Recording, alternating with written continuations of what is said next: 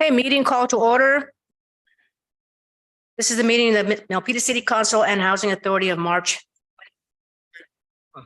Now it's just starting recording now. I will call the joint meeting of the Milpitas City Council and Housing Authority of March 21, 2023 to order, occurring both in person and via Zoom. City Clerk Guzetta, would you please do the roll call, please? Councilmember Barbadillo. Here. Vice Mayor Chua. Here. Councilmember Lien. Here. Councilmember Pham. Mayor Montano. Here. So before we adjourn to closed session, City Attorney Mutulapasi, please brief the public on closed session items for today. Thank you, Mayor. We have two items on for closed session: conference with legal counsel, anticipated litigation, significant exposure to litigation pursuant to Government Code Section 54956.9D2, facts and circumstances related to the expiration of a contract to which the city is party, city is defendant. You also have public employee performance evaluation pursuant to California Government Code Section 54957, position city attorney. Thank you. Is there anyone from the public that would like to make a comment on the closed session items? City Clerk, is there anyone? I see no raised hands. Okay, thank you very much. Okay, now we will adjourn to closed session. Councilmember Barbadillo. Yes, Mayor, thank you. So I just have a question for clarification and in future closed sessions. May I inquire how closed session agenda are being calendared? To whom are you making that inquiry? Probably the best person to answer that is the city attorney. Sure. Generally, if an item should be scheduled for closed session, it would be scheduled by the city attorney. According to the rules of order, the presiding member could also schedule a matter for closed session. Also, a majority of the rest of the body of the city council could schedule a matter. All right, with that, who scheduled the first item on the closed session? My understanding was the city manager scheduled it at the request of a single council member. All right, so how about the second one? Oh, I apologize. I scheduled the first one. Okay. The second one is what I just stated. The city manager did it at the request of a single council member. All right. So, well, I read the handbook and I tried to look for any government code or anything on the Brown Act, but I can't see, or maybe I haven't found it, a provision wherein how to schedule a closed session. Is it just if somebody wants to schedule a closed session and it's within the government code issues and agendas, we can just do it? So according to the handbook and the rules of order that you guys follow, the matters would be scheduled either by the city attorney in cases related to litigation, by the presiding member, or by a majority of the city council. All right. So how about the second one? So who scheduled the second one? Again, to the best of my understanding, it was scheduled by the city manager at the request of a single council member. Right. May I know the reason why it was scheduled? I do not know the reason why it was scheduled.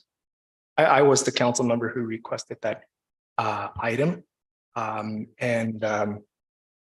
we can speak more to that, in the chambers. But ultimately, when a request is made by the council, executive staff does have the ability to approve that being on the agenda. But typically, we go through the traditional process of priority setting and whatnot. But the executive staff does have that authority. And in this case, because the position is pertinent to the city attorney, and the person making that decision would have to be not the city attorney. All right, don't get me wrong, we can discuss anything in closed session. It's just that setting the precedent, because tomorrow maybe I want something on the closed session and I can unilaterally set that. And with that, course affect schedules and things that are being discussed by the council. So is it not true that if a council member wanted something either on a regular, special, or closed session, it needs the consensus of the council?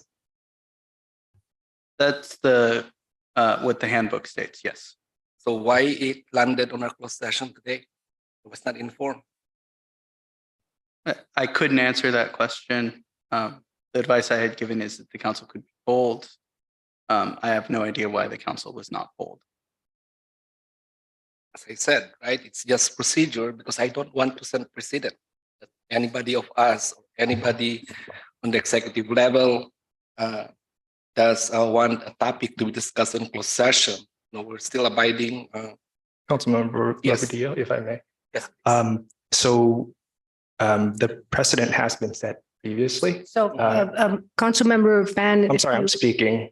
Councilmember I'm Fan, I did speaking. not call on you. If No, you could just No, I'm raise speaking. your, No. and then I will call on you. No, I'm speaking. Please let, No, I'm going to continue. you're out of now. order. No, I am not. If you ask for me to. Ladies and allow gentlemen, if you're you watching to this right now, the speak, mayor you is can trying to pursue silence this me as I am meeting. trying to respond respectfully to my colleague, as you can see. I know, but all you have to do is, raise your hand and I will gladly allow you, but you just can't just go and speak out of order. I'm responding to my colleague right now. I know, and, but this please is, ask. Next time, please ask. Thank you. You can speak now. I have always been able to speak. And so as I was trying to say before I was interrupted, the precedent has been set previously. And that was seen with the former mayor, Mayor Tran, who requested a performance evaluation of the city manager, to which there was no consensus on putting it on the agenda. But because there's a provision in the contract that says, a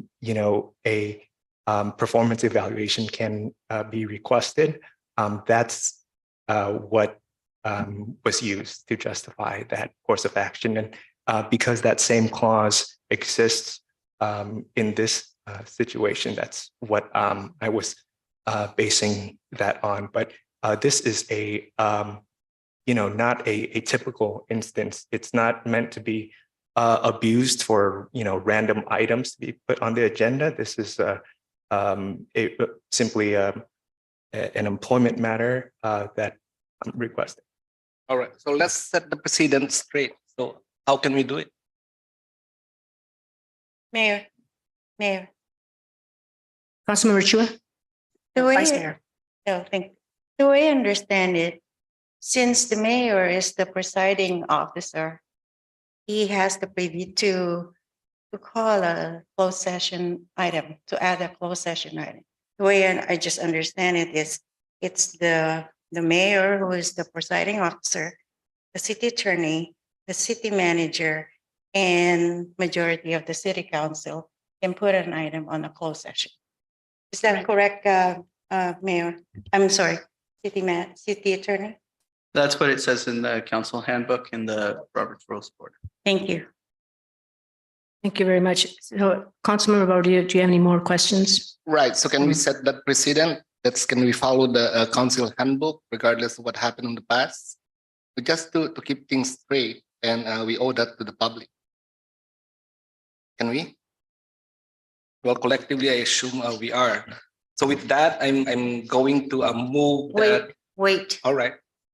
if I can speak, Mayor, Council, before he proposed. Councilmember Honan? Okay.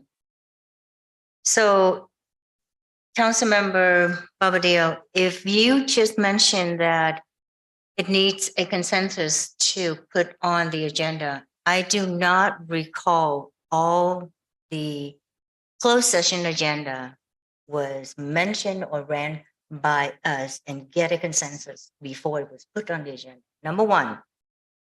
Number two is here, and I understand the handbook. I understand that we should follow the handbook. On that same token, I had asked the mayor to go back and seat us properly based on the handbook. It didn't happen. So if we can avoid one thing on the handbook and try not to on another side, on another item, I don't think it's fair. I don't think it's correct. If we are going to follow the handbook, here's the handbook. Let's do it all in one. Let's follow from A to Z, from the first page to the last page. And since these two items are on the agenda at this moment, let's be transparent. Go in the closed session, discuss the items, and if you want to change it at any time, any point, let's do it in closed session, because these two items are employees related, personnel items. They should not be out here discussed in front of the public before going into closed session. Vice Mayor, I don't understand really why it's put on there without any of the four categories. And also, it's not the time. I mean, it's been a year. I think Attorney Milpitas, you'll be here a year in April, end of April, right? So most likely your review will be in May. So I don't agree with having it tonight. That's where I stand. Thank you. I think your lights. Let's go ahead, City Manager. Thank you. Since the question has been asked and we all know the city manager placed this item on the agenda, I believe the city manager should be able to explain, separate from the city attorney, that one city manager disagrees with the city attorney, the mayor and vice mayor are well aware of this. I'm going to recommend that we're getting very close to a Brown Act violation. If there's a motion to be made, a motion should be made. If not, we should adjourn. The only Conduct the violation business of here the council. is that the city attorney is not giving you the complete story. Thank you. If you'd like to hear the complete reasoning for the city manager placing it on, I'm happy to explain. Councilmember Fan, So you're cutting me off. Thank you, Mayor. one more last one. This is the last one. Just protecting the Okay. city, you were legally advised by the city attorney that we are on that verge. So I hope we respect that. So let's define a forum where we can talk about it.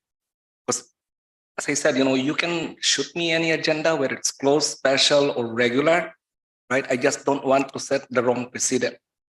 And then this handbook is based on as long as it doesn't conflict with state law and whatever law there is, then we abide by it, right? A comparison of an item there to this, it's specifically defined what can be done on closed session. Look at 54957 government code, right? It's exactly the things that are issues in closed session. So my question is just procedural, so that tomorrow, as I said, either of us cannot just recommend something on a closed session. And, it's part of transparency. That's just my point. If you want to discuss anything, you can add 3 more. I'm fine with that, as long as it's done properly and legally. And here's my thing with that. It seems that the handbook, the basis of this council's actions, defines how businesses of this council will be put about. And we are hearing from the city attorney that, she's quoting the handbook, which I believe have that legal basis, that this is the way we do it. So if we let this slide today, it's not about what's in the agenda. It's about the future one. As I said, I keep on repeating myself, and I'm noticing that already, right? That anyone could put something on the agenda. If you want to talk about anything, do it properly and let's talk about it. That's all. So Councilmember Barbadillo, I hate to interrupt you, but we do not have a motion on the floor. And so unless we have a motion on the floor, I think we should adjourn to do the business on the agenda. If anyone wants to make a motion, then that motion can be entertained and discussed. I'll do a Before motion. Sorry. before that motion, I'd like to point out again. Are you done, Councilmember Barbadillo, or did you want to? I'm He had the ready floor. to call a motion, but Councilmember Barbadillo has the floor. I'll defer to the thoughts of Councilmember Lin before I make the motion. Thank you. So I just want to point out to all the council, and this is not to bring back any agenda that was in closed session, but when city manager's item was placed on the agenda, I don't hear anybody asking any question of who placed this item on the agenda, who asked for this meeting, who asked for the closed session. So can someone explain to me if one personnel got placed on the agenda, everybody was like rushing into it, and another person or another employee or personnel that was placed on the agenda, we are here wasting 15 minutes of our time, going on 16 minutes of our time, asking why, who, what, where, and when. And according to the handbook, I had mentioned twice that we, some of us, or maybe all of us, did not follow the handbook. If we are going to follow the handbook, let's make it clear that we are working, following the handbook. This is transparency. I think that we should move forward with whatever's already set on the agenda. We are going in the closed session. But again, I do understand majority will always get the votes. So I'm done. Thanks. Councilmember Fan? Yeah, no, I very much respect the thoughts of my colleagues, and I do want to briefly address Councilmember Barbadillo's concern briefly. This is brought up, and it was requested through the city manager, because the city attorney didn't bring it up themselves. In the contract, in clause 6, it actually says that in the first year of the agreement, the city council I don't think we can be conduct an discussing that. evaluation. It's a public document, an evaluation of City the attorney? employee's performance within 60 days.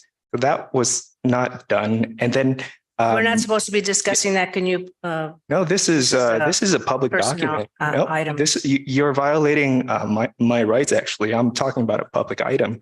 And the City second attorney, are you 6-month evaluation shall be conducted within 60 days of the employee's anniversary date as the city attorney. So, it needed to be brought up, and that's why I brought it up. It was something that needed to be discussed anyway. So that's why it was requested. Okay, thank you, Fan. Councilmember Fan. I would advise the council that there's no motion on the floor, and that discussion absent a motion would continue to be improper, and that the body either needs to adjourn to closed session to do the business on the agenda as stated, or entertain a motion of the body.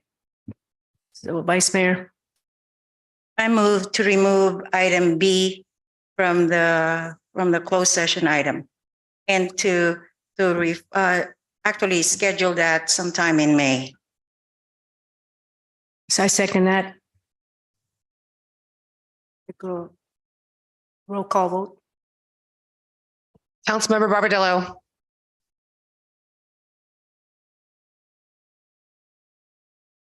Vice Mayor Chua. Aye. Councilmember Lian. Let's make it clear. We are voting to keep or to remove it. Reschedule.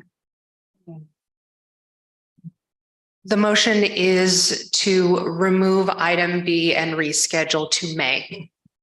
No. Councilmember Fan, Nay. Mayor Montano. Aye. Okay.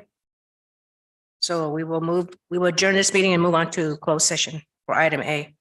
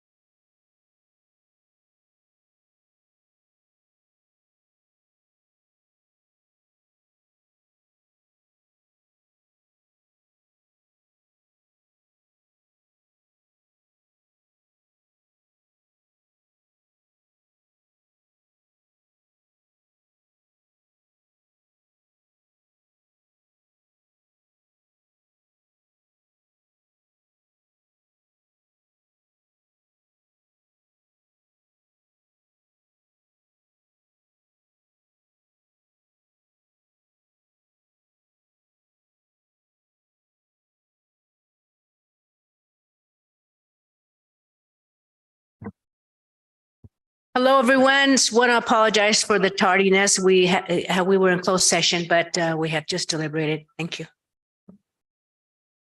Waiting for the rest of the council.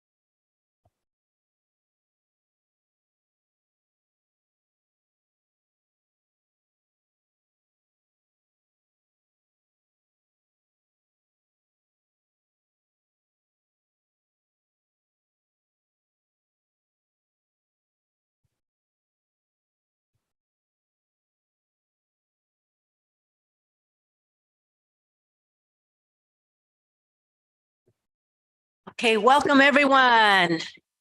So we'd like to report out from closed session, and City Attorney, would you please report out? Thank you, Mayor. At this time, there's nothing to report out from the closed session. Thank you very much. Okay, the next, we will have the Pledge of Allegiance, and this will be done by our Vice Mayor. Everyone stand, please rise.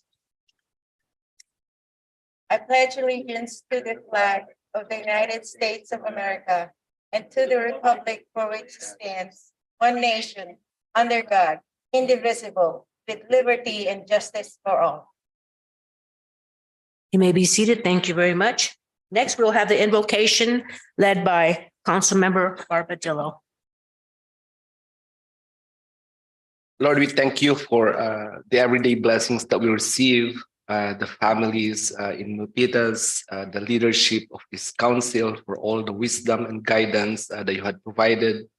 We continue to honor your name and devote our lives to you. We pray for continued blessings, safety for everyone, and a good city to raise children and live in. In Christ's name, amen. Thank you very much. Amen to that. Okay, now we will be going down to the public forum. So members of the public are invited to speak on any item. Oh, actually, I'm sorry. We're going to do the STEM presentations. I'm going down there. Thank you.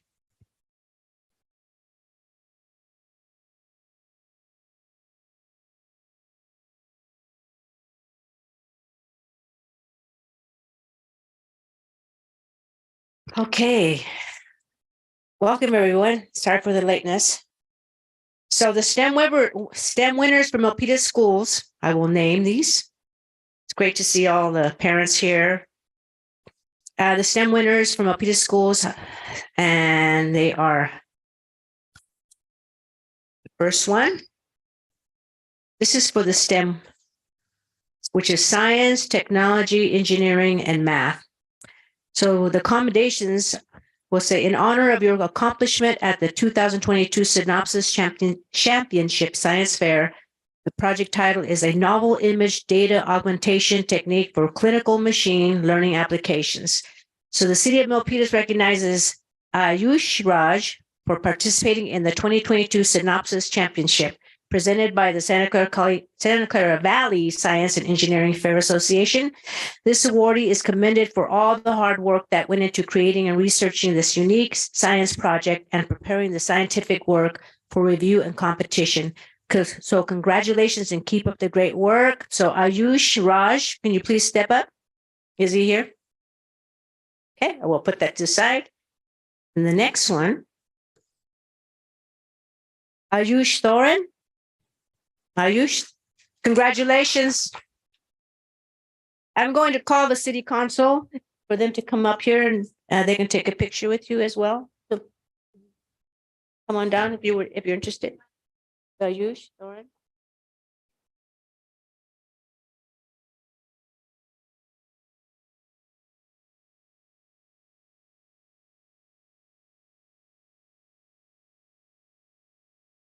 All right. Okay.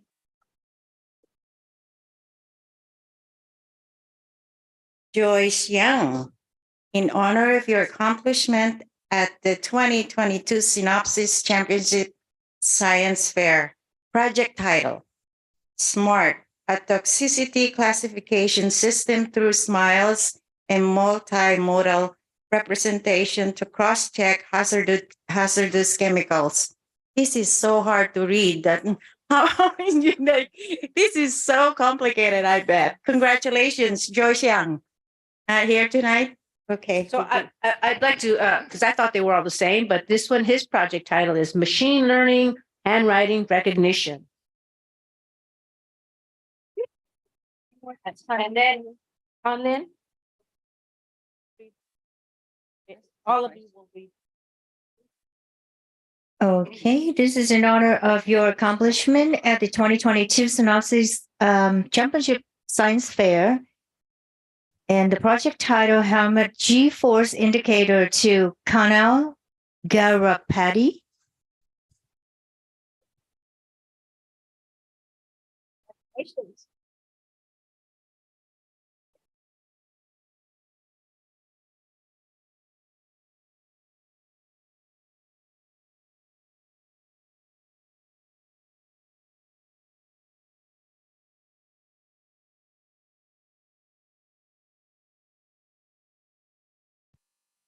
Forgive me if I mispronounce your name. The city of Milpitas presents this commendation to Nikhil Kachili.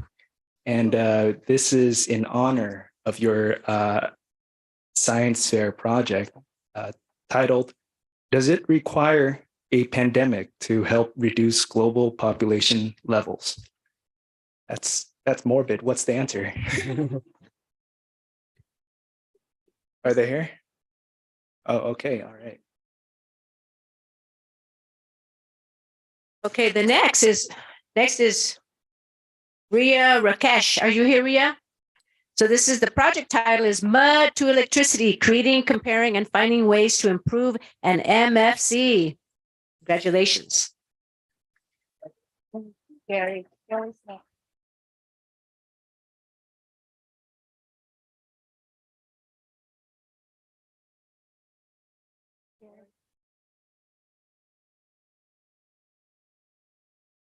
The city of Milpitas present this commendation to Raya Sai in honor of your accomplishments at the 2022 Synopsis Championship Science Fair. Project title is Mud to Electricity, Creating, Comparing, and Finding Ways to Improve an MFC. What's an MFC? Okay, that's science.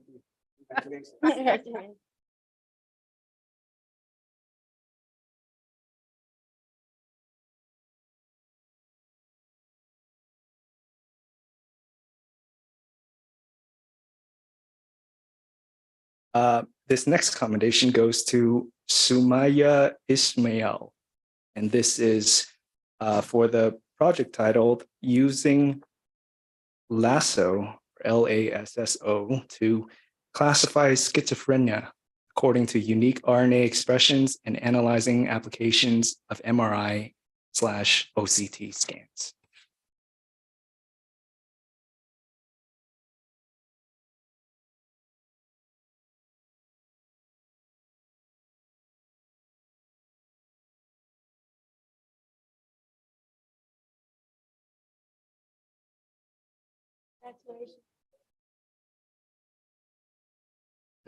Vivian Katapurkar.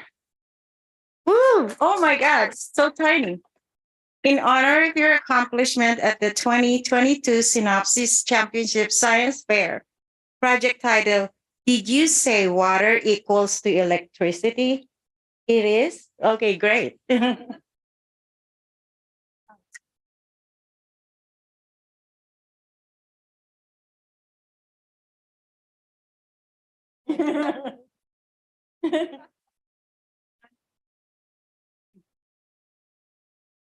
And the next commendation goes to Spencer Liu. And Spencer, this is in honor of your accomplishment to the 2022 Manassas Championship Science Fair. Project title, did you just say water equals to electricity?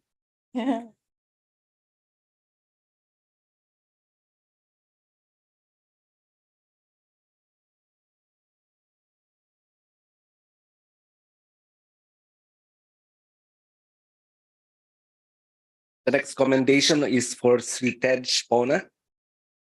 This is in honor of your accomplishment at the 2022 Synopsis Championship Science Fair. Project title is an automated vessel that utilizes infrared technology to detect, trace, and clean oil spills. Wow.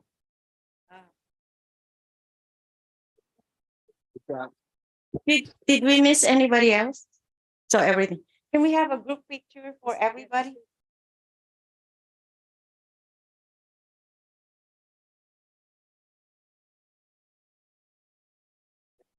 Okay, let's get. Come on up. We'll have a big group picture.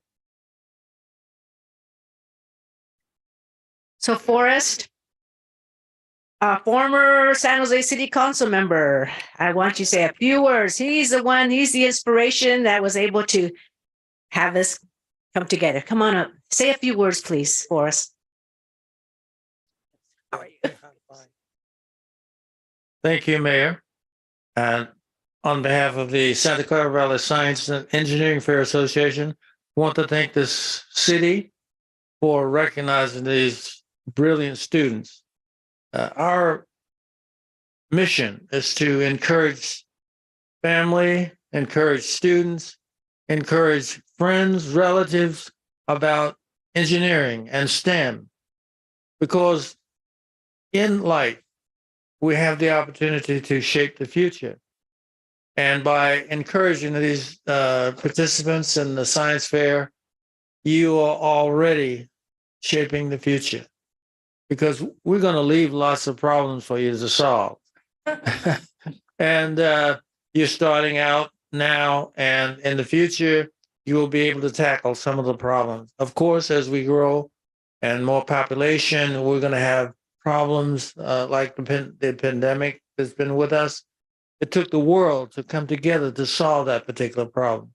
And more, we're going to have to face those types of problems, and climate change and transportation and electric cars and just a whole litany of things that we're going to have to do to improve the lives of others and also to contribute to humanity. So I want to thank you. I want to congratulate you. And we're going to be coming back again. Thank you, Mayor. Oh,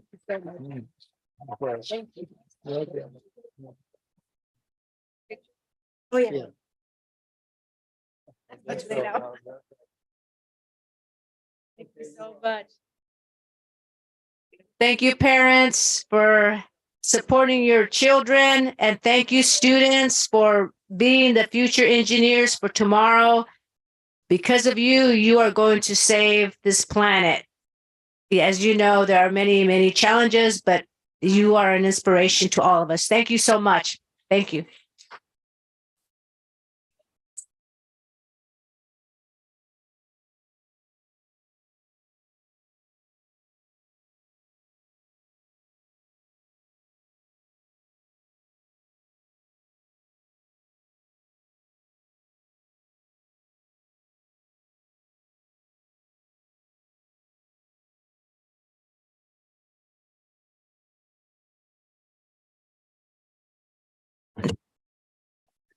Now let's move on to public forum. Anyone from the public that would like to speak, come on up. We have 3 speaker cards, Mayor. The first is Rob Means. The second is Jesse Kung. The third is Diane Pham. Just go ahead. to speak here today. I wanted to bring to your attention something that I've been observing. I've lived in the city of Milpitas for over 20 years. It's a beautiful place. We have the most gorgeous rolling hills and everything that goes along with it. I walk up Calaveras from the intersection of Calaveras and Milpitas, Piedmont Boulevard. And as you go up the hill, that entire hill is strewn with trash. And we're not talking plastic and tissue papers, which is also part of the trash. There are huge boxes. There are TVs. There are beds. There are desks and crazy amount of stuff which has just been thrown by the side of that road, which over time has rolled in and fallen into alongside the creek. There's also a mattress that is inside the creek now. As you can imagine, the long-term implications of all of that are massive. I'm here to talk about that and report it to the City Council so that there can be something done about it. The proposals that I am putting forward are, one, to get maybe the CAC to organize something around cleaning it up, or having whatever authority, whether it's City of Milpitas or the Santa Clara Creek, I don't know who needs to take care of it. Somebody needs to come together, organize it with the city to get that cleared up. That's number one. Number two would be to have some kind of trash cans or something installed around that entire route. Today, you can walk around the whole hill, which is almost a 4-mile route, not a single place to throw anything except on the road. And the third one would be to have signage which calls for dumping is prohibited or has implications or something to that effect. There's one of those signs along that entire route. So those are the 3 requests that I have. Thank you. Thank you so much. If you can leave your name with the city clerk, so that way we can see exactly where, go check out exactly where it's at, and that way we'll know. And we do have a Beautify Milpitas, and every summer when the weather clears up, we do have volunteers that go and pick up trash, and we work in conjunction with the city that picks it up. So, but if you can leave your name with the city clerk. Absolutely. And if it's helpful, I'm happy to take pictures. I go up there twice a week, and I'll share those pictures on the council website. Thank you so much. Yep. Thank you. Okay, next is Rob Means. Good evening, Council. And I'm here on behalf of our climate problem. You may have heard that the IPCC is coming out and saying that we are not on the right track, but it's not too late. Now, I've been coming before the council for basically 30 years now talking about this problem, but humanity is on thin ice, and that ice is melting fast, according to the Secretary General of the United Nations. We've got a very serious problem here, and in contrast to Forrest Williams saying that our problems are going to be solved by the next generation is not going to be able to solve this problem if we do not, because things are going to spiral out of control, which is what the IPCC is saying. So we need to have all hands on deck. We need to bring all the resources we can, and we can't afford to squander resources. Which brings me to the firing of Steve McCarras. Now, my experience of Steve is that he does care about the climate. He's good at getting things done here in our city, as we've got solar panels out in our area here. We've got battery packs, apparently. I'm concerned that if someone new comes in, they will not have the same commitment to our climate, solving our climate problems as Mr. McCarras seems to have. And you work much more closely with him than I do. So you'd be much, if he is really different from that, if he is against doing really good climate, big climate solutions, then hey, get rid of him and get somebody in here who can do the job. But we need a major change in how we're doing our culture in this, not only in this country, but across the entire world. And that's going to take some big changes. And I haven't really seen them coming from Washington, and I haven't seen them coming from this council yet. I do not want to waste resources at this point in time. My understanding is that if we cut him loose without cause, it's going to cost the city another $200,000 in severance pay. Like I say, we cannot afford the loss of resources. We have got to devote them to dealing with our climate crisis. With that, I leave you. Thank you. Thank you. Next. Next, we have Jesse Kung, followed by Diane Pham. Hello, my name is Jessie Kyung. I live in Milpitas for 26 years. And today I'm here to make some comments about the contract renewal of city manager. So I believe we should hold city officials accountable on every action and decision made. For key city officers, such as city manager, we expect clear measurement and database assessment on the job performance. This is actually true and standard for every corporate and business entity. So we should adhere to it too. We need clear explanation on your decision when it comes to contract renewal.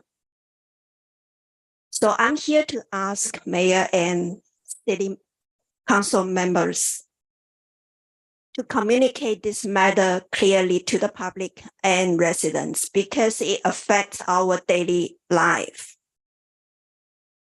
We need to be convinced by your explanation. If you don't have evidence to support your decision, then it should not count it towards the fault of city manager. And if you don't say it clearly, how would you make sure the next replacement will be better? Knowing the impact to the residents' daily life because of from the city office. If we have a malfunctioning city office, the residents get impacted. Hence, I urge you think thoroughly and hopefully don't tie your name to the disruption of city operation. Thank you. Thank you. Next.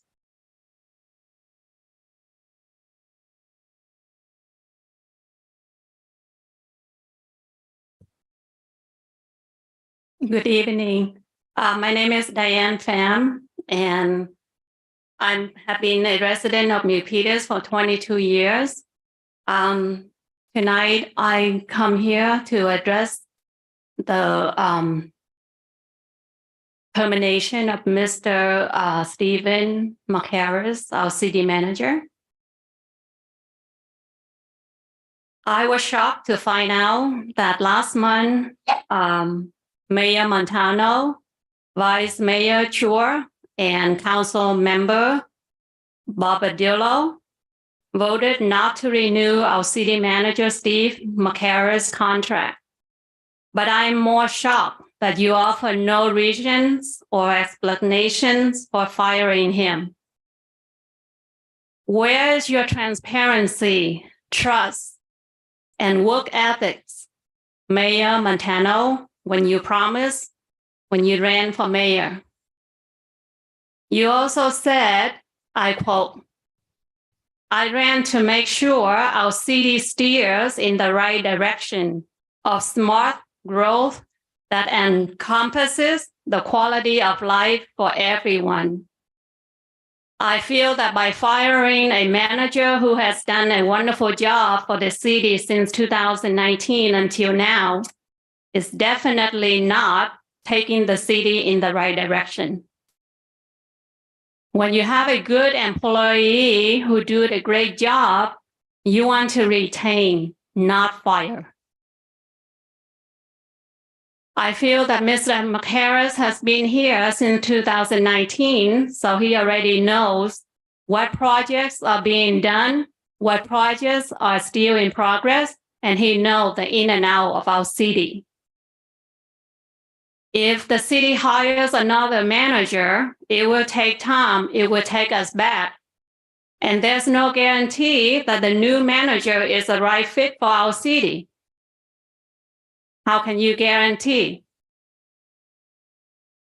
Mayor Montana, I voted for you, Evelyn Chur.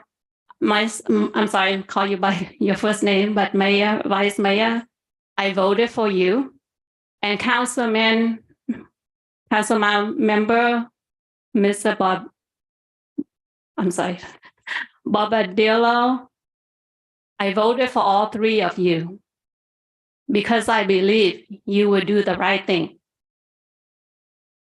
So I urge you to do the right thing by rescinding your vote and keep Mr. Harris so that he can continue to make Milpitans proud of our city. Thank you. Thank you. Next. I have no more cards right now. All right. Is there anyone on Zoom? Allison McDonald. You proceed. Thank you, Mayor Montano. I'm speaking on behalf of the Sunny Hills Neighborhood Association that sent you a letter this week regarding the decision not to renew the contract of our city manager, Steve McHarris. And the Neighborhood Association has had a good working relationship with Mr. McHarris. And from our perspective, we're concerned about the costs that affects both our organization and our members. And that is the financial cost of finding, hiring, training a new city manager, which will be borne by our taxpayers.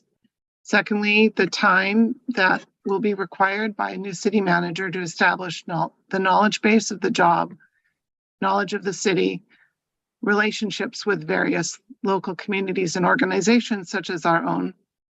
The city and its residents have been bearing these costs over and over as we've had 5 city managers in the last 6 or 7 years, 4 since Mr. McWilliams departed. Additionally, replacing a known quantity with an unknown carries a degree of risk that might not work in favor of the city. And we hope that you will reconsider your decision. Thank you. Thank you. Mr. Montemayor, I didn't see you. Go ahead. Come on up.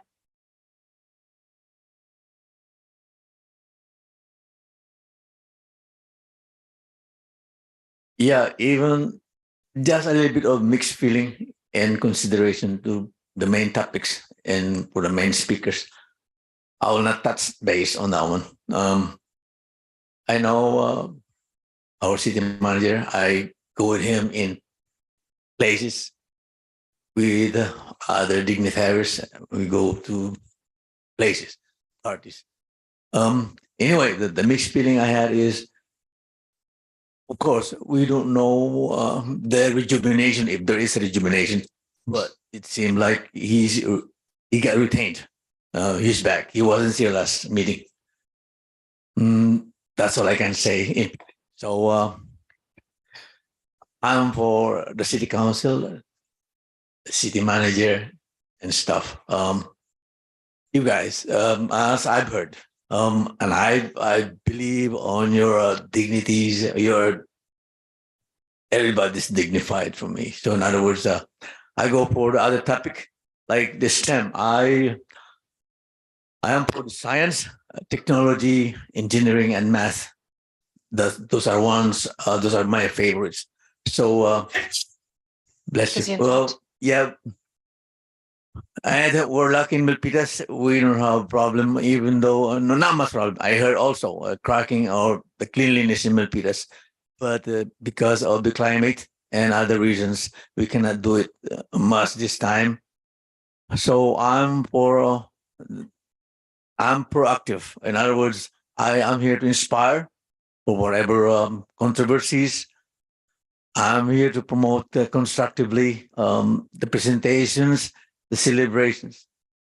But yeah, I heard to my left, he is for the PRT, and I am for sports.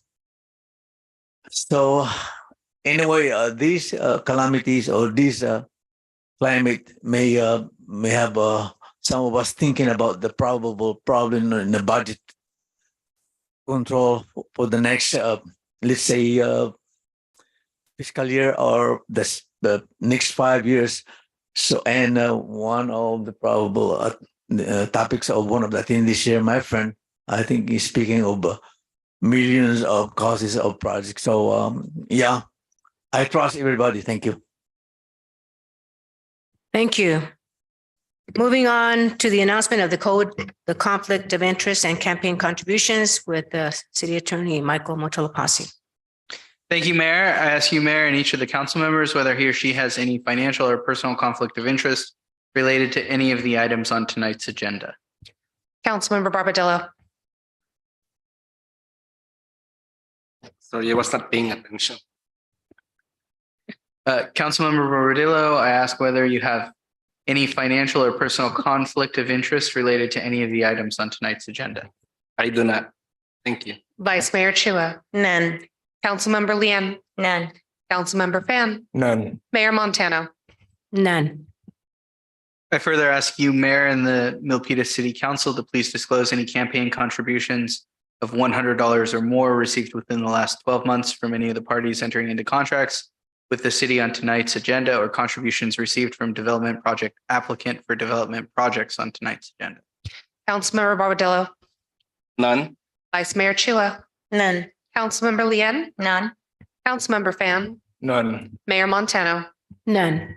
Let the record reflect there are no reported conflicts. Thank you very much. I will read the Milpitas City Code of Conduct. Be respectful and courteous. Words, tone, and body language do matter. Model civility. Avoid surprises. Praise publicly and criticize privately. Focus on the issue, not the person. Refrain from using electronic devices while on the council dais, specifically cell phones. Disclose conflict of interest and affiliations related to agenda items. Separate governing and from campaigning. The council speaks with one voice after making policy on issues. This is a democracy. Respect the line between policy and administration. Council will hold one another accountable to comply with this code of conduct. Thank you very much. And moving on to the approval of the agenda. Does anyone have any changes to the approval of the agenda? I thought we were going. Councilmember Fan? Are we not continuing the closed session items? That was the consensus of the council. I'm sorry? No, it's The second item. this is of the for, closed this is for session. the approval of the agenda. I understand, but we reconvened Oh. for the purposes of Michael, the presentations. City Attorney, can you respond to Council Fan's question? The city council may reconvene in closed session, adjourn now and reconvene in closed session, or adjourn at the end of the meeting to reconvene into closed session, or continue the closed session matter to a later date. I will note that the council member handbook has a 11 o'clock curfew, such that no business will be done after 11 o'clock, absent the vote of the majority of the council that business needs to be done. I mean, we already made that decision to reconvene after the presentation, so. Mayor, Vice Mayor? I agree with Councilmember Fan. Why don't we go ahead and reconvene the closed session? Thank you. That's okay with everybody. Yeah, fine with me. Okay, all right. Okay. Thanks for coming, everyone. If I may just clarify, since there was some time since it was announced, the council will be adjourning for a public employee performance evaluation pursuant to California Government Code Section 54957, position city attorney. Okay, thank you. So this is Yeah,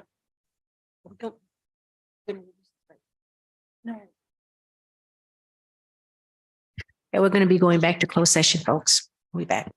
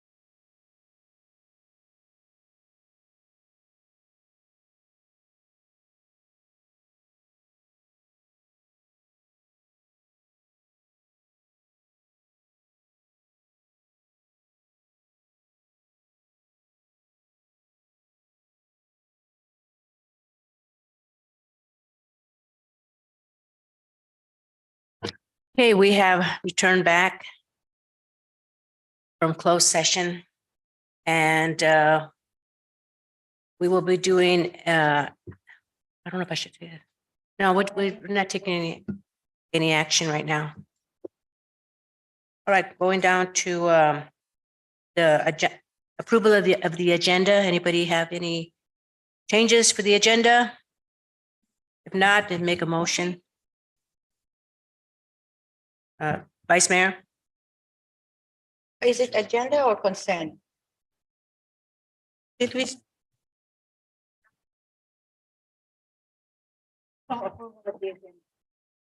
there a second for the approval of the agenda? Before somebody makes a motion, I would like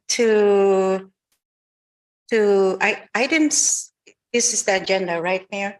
I would like to reschedule item 17. When we discuss I remember the last couple meetings ago, we decide there are several recommendations by the city council from all of us, what to do with the 349,000, and we gave 51,000 to BID, and the rest we said we're going to decide as a group on what to do with the rest of the close to 300,000, because each council member has their own recommendations. So I would like to set this as defer this or reschedule this when we do the total discussion of the allocation of the ARPA funds. Okay, great. Yeah, I also agree with that. We'll defer item 17. I'm not sure if we need a motion for that. You would need a motion. Okay, so call the motion now, call it now or wait? You can call the motion right now. Okay, so all those in favor of deferring item 17 to a future date? Councilmember Fan, is there a second? Actually, there's a second for that? Councilmember Fair. Is there a second? A second. Councilmember Fan is, Vice Mayor, you have something to say? Okay, so call for the vote. Councilmember Barbadillo, Aye. Vice Mayor Chua, Aye. Councilmember Leanne, Yes. Councilmember Fan, Aye. Mayor Montano. Aye. So this item has been deferred. Okay, anybody else have any changes? Okay, for the essence of time, because we are starting late and I know we have a huge long report, is it possible to also defer item 18? And that is the receiver report on the home key project at 1000 Hillview Court. I'm fine with that. I'll second that. Is there, can I do that? Yeah. So, Councilmember Fan seconded. So call for the vote. Councilmember Barbadillo, Aye. Vice Mayor Chua, Aye. Councilmember Leanne, Aye. Councilmember Fan, Aye. Mayor Montano. And I am an aye. Thank you. Any other changes to the agenda? Okay, so seeing none, we will move to approve the agenda with those two amendments of deferring item 17. Oh, excuse me, a city manager wanted to say something.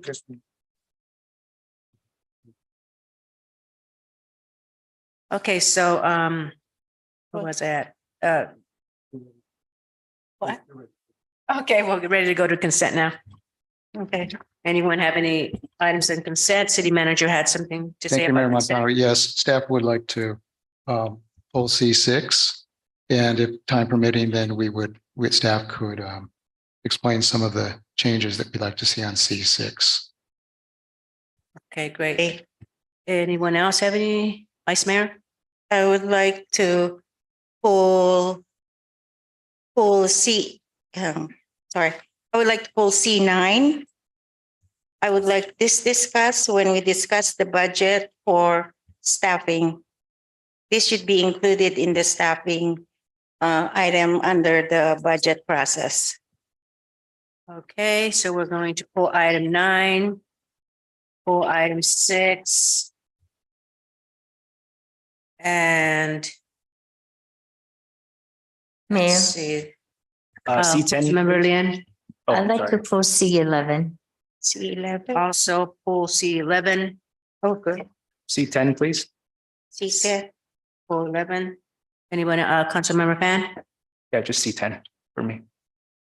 I didn't hear you. I'm sorry. C10. 10. Okay, C10. C10, pull C10.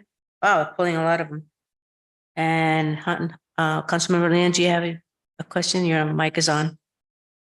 Okay, thank you. Okay, so I did. Mayor, is Vice it Mayor? pulling the C10 and C11? Is it for discussion or for future agenda? I just want to be clear. I pull it for clarifications. Oh, okay. Let's see, there is one that I have, I think that was a typo on the, I think it was for the shelter, the animal shelter, C11. Did that one get pulled?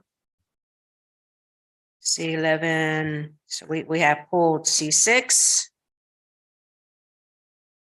C9, C10, C11, okay.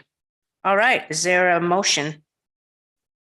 Pulling those items. Motion to approve the consent items except for C6, C9, C10, and C11. There a second?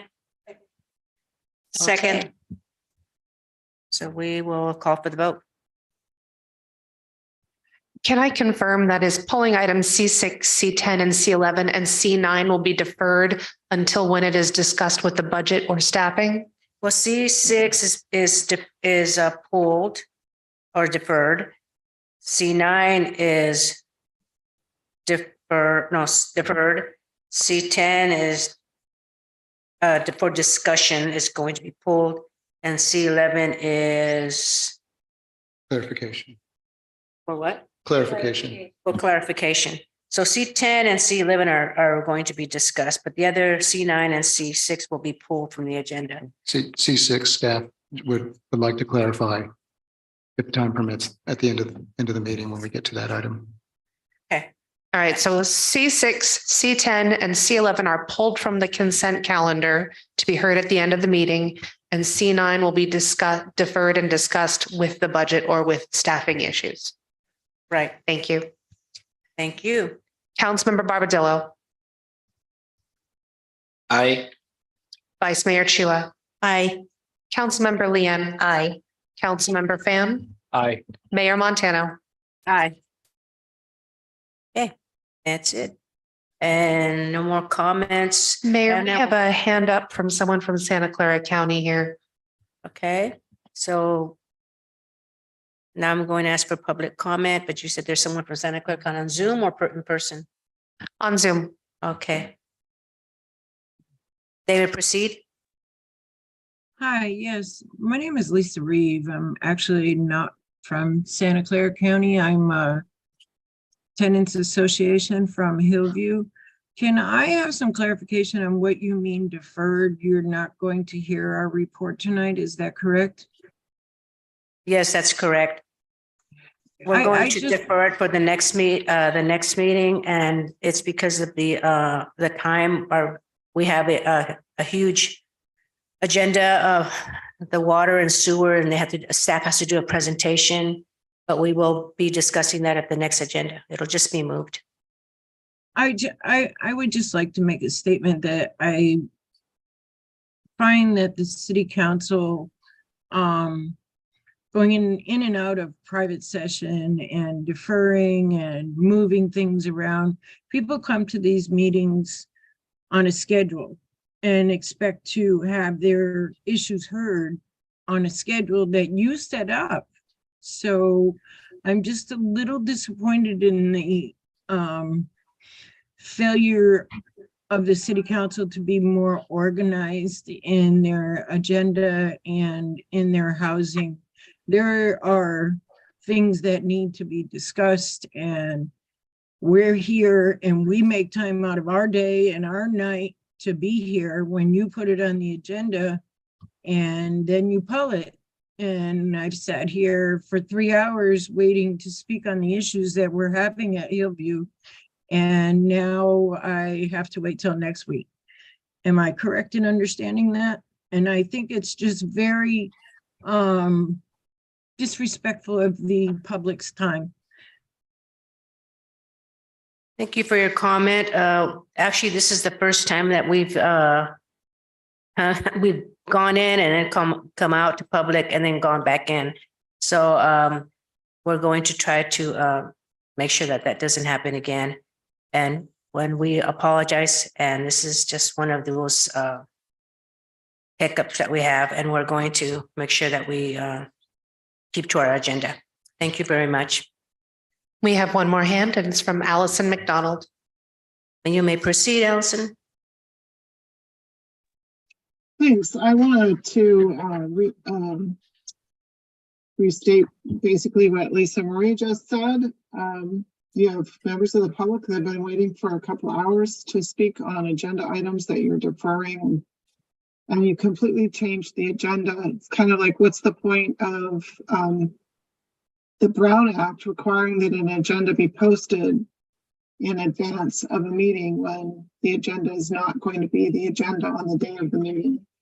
So kind of concerned about whether you're sticking with the Brown Act. I think that the motel stay question is an urgent situation. I know that this year's weather, this winter's weather, has been completely unpredictable. We wouldn't have known last year. We would not have guessed that what this winter was going to be like. People have had to be put up in hotels in order to stay safe throughout the cold, wet weather that we've had. And I think that the city fund for that is probably run dry, and the opposite of the wetness that's out there. And I really am disappointed that you're not going to consider adding money to the budget for those vouchers tonight, as we are heading into another week of wet weather. Thank you. Thank you. Vice Mayor. I know we're not supposed to answer, but I would like to say a few words. There's still a budget around $3,000. If you recall, the $14,000 that I raised it 2 years ago. It took 2 years to consume that 11,000, around 11,000. We do have a budget for that. And also I would think that we have some emergency funds. And as you know, you and your team have been using that funds, and if it runs out, there are other ways that we can accommodate, where we are compassionate and we know we want to help, and the budget is around the corner. It can be agendized as soon as the staff can accommodate it. It's the ARPA distribution allocation of the remaining close to 300,000 that we have discussed before. Thank you, Ms. McDonald. Thank you, Mayor. And Mayor, there's one more hand from Loreto Diamandal. You may proceed. Hi, good evening, everybody, and thank you for the opportunity to speak out. And I do share the concerns of both Allison McDonald and Lisa Marie Reeve. I was so looking forward.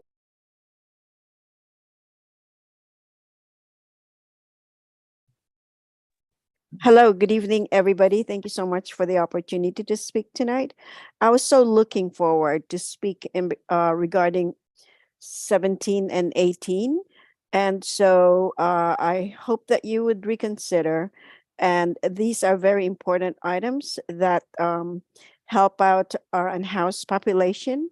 And it's very good programs. So the funding for this should be taken into consideration as soon as possible and not be deferred. So, and also the report on the project Home Key on Hillview, that's a very important one. So I hope that you would reconsider. Thank you. Thank you, Mayor. Okay.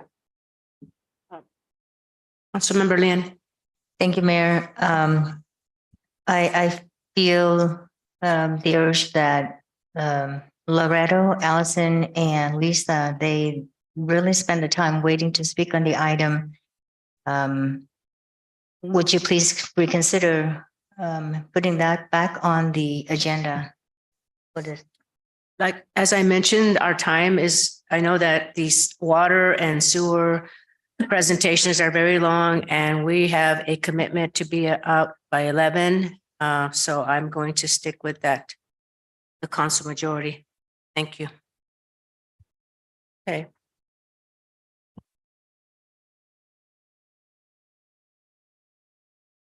And we still have more consent items to come up.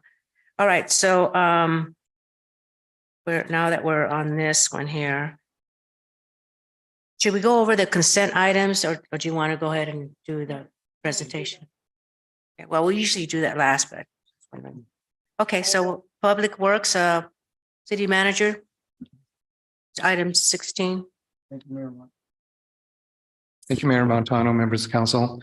Item number 15 sorry. This is under public hearings. This is to conduct a public hearing to consider protests against proposed water and recycled water rates for fiscal year 2023 through 2023-24 through fiscal year 2027-28 and introduce ordinance number 120.50.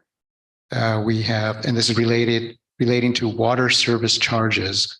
And we have Christian Dorenzo, our Public Works Director, here for the presentation.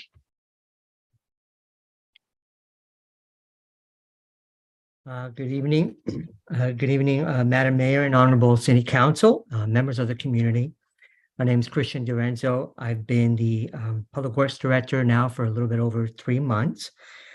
This evening's presentation will summarize the results of the water and sewer rate study, basics of Prop 218, and the primary drivers that are leading staff to recommend both water and sewer rate adjustments that take effect on July 1st and each July 1st thereafter for a total of 5 consecutive years.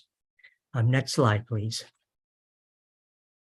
The presentation will begin with a really brief overview of Proposition 218 requirements and how they apply to the changing of rates and charges, what recommendations were introduced to council on December 6th, and then the timeline for the public process that would be implemented. And to assist council consideration, we'll briefly describe how water and sewer customers are billed, why rates and charges are proposed to increase, the 5-year rate structure that is being proposed, the resulting cash flow forecast, and then lastly, a comparison of current and proposed Milpitas water and sewer rates with other agencies. Next slide, please. In brief, Proposition 218, a state proposition approved by California voters in 1996, added Article 13D to the California Constitution, which requires voter approval prior to the imposition of any new taxes or increases in any existing taxes, assessments, and certain user fees. Some of the provisions, though not all, state a property-related charge, such as water rates, imposed by a public agency on a parcel shall not exceed the cost required to provide the property-related service. Revenues derived by the charge shall not be used for any purpose other than that for which the charge was imposed. The amount of the charge imposed upon any parcel shall not exceed the proportional cost of service attributable to the parcel. No charge may be imposed for a service unless that service is actually used or immediately available to the owner of the property. And lastly, a written notice of the proposed charge shall be mailed to both a customer of record and owner of record of each parcel at least 45 days prior to the public hearing, when the agency considers all written protests against the charge. Next slide, please. You've seen this before, very quick overview of the most recent timeline. Staff presented the draft study results December 6th. At that time, staff requested the approval to move forward with a Prop 218 noticing requirements and the establishment of a public hearing date, which is tonight. Next slide, please. The community outreach efforts that staff has undertaken included 2 community open houses on February 9th and February 16th from 5 to 7 p.m. Staff also presented these findings to the Chamber of Commerce at a February 23rd date. And staff also used a variety of social and traditional media to inform the community, as well as establishing a dedicated webpage, milpitas.gov/water sewer 2023, which is still live today. Milpitas Matter, as you know, is an e-newsletter, the connected printed newsletter reaching roughly 24,000 residential mailboxes. The webpage included rates fact sheets that we assembled, FAQs, link to the rate study itself, and the Prop 218 notice, which was also translated in Spanish, Tagalog, and Vietnamese. Next slide, please. Our first up for the evening is a discussion of the water utility. Next slide, please. We'll get into all of the assets that are before you. But I do want to mention that in addition to what you see, we also have 3 manual emergency interties with San Jose Water and 2 with Alameda County Water District. We also have a well at Pinewood that is permitted as a standby well. We also, Curtis Well was drilled in 2003, but never quite completed. It's lacking a pump station and connection to the distribution system. For the water master plan, the total cost for this well is estimated at $6 million. This well would supplement demand in Zone 2 served by Valley Water. There's a graph schematic of the city on the upper right-hand side. The area of the city that's served by Valley Water was carved out in the late 1980s to be served separately from the rest of the city. The area selected was primarily commercial industrial. On the other hand, the portion supplied by SFPUC is primarily residential with some commercial. As you can see, the city serves SFPUC source water to the area south of Calaveras Boulevard and east of I-680, as well as north of Calaveras Boulevard and east of I-880. Valley Water service areas are west of I-880, as well as south of Calaveras Boulevard and west of I-680. Next slide, please.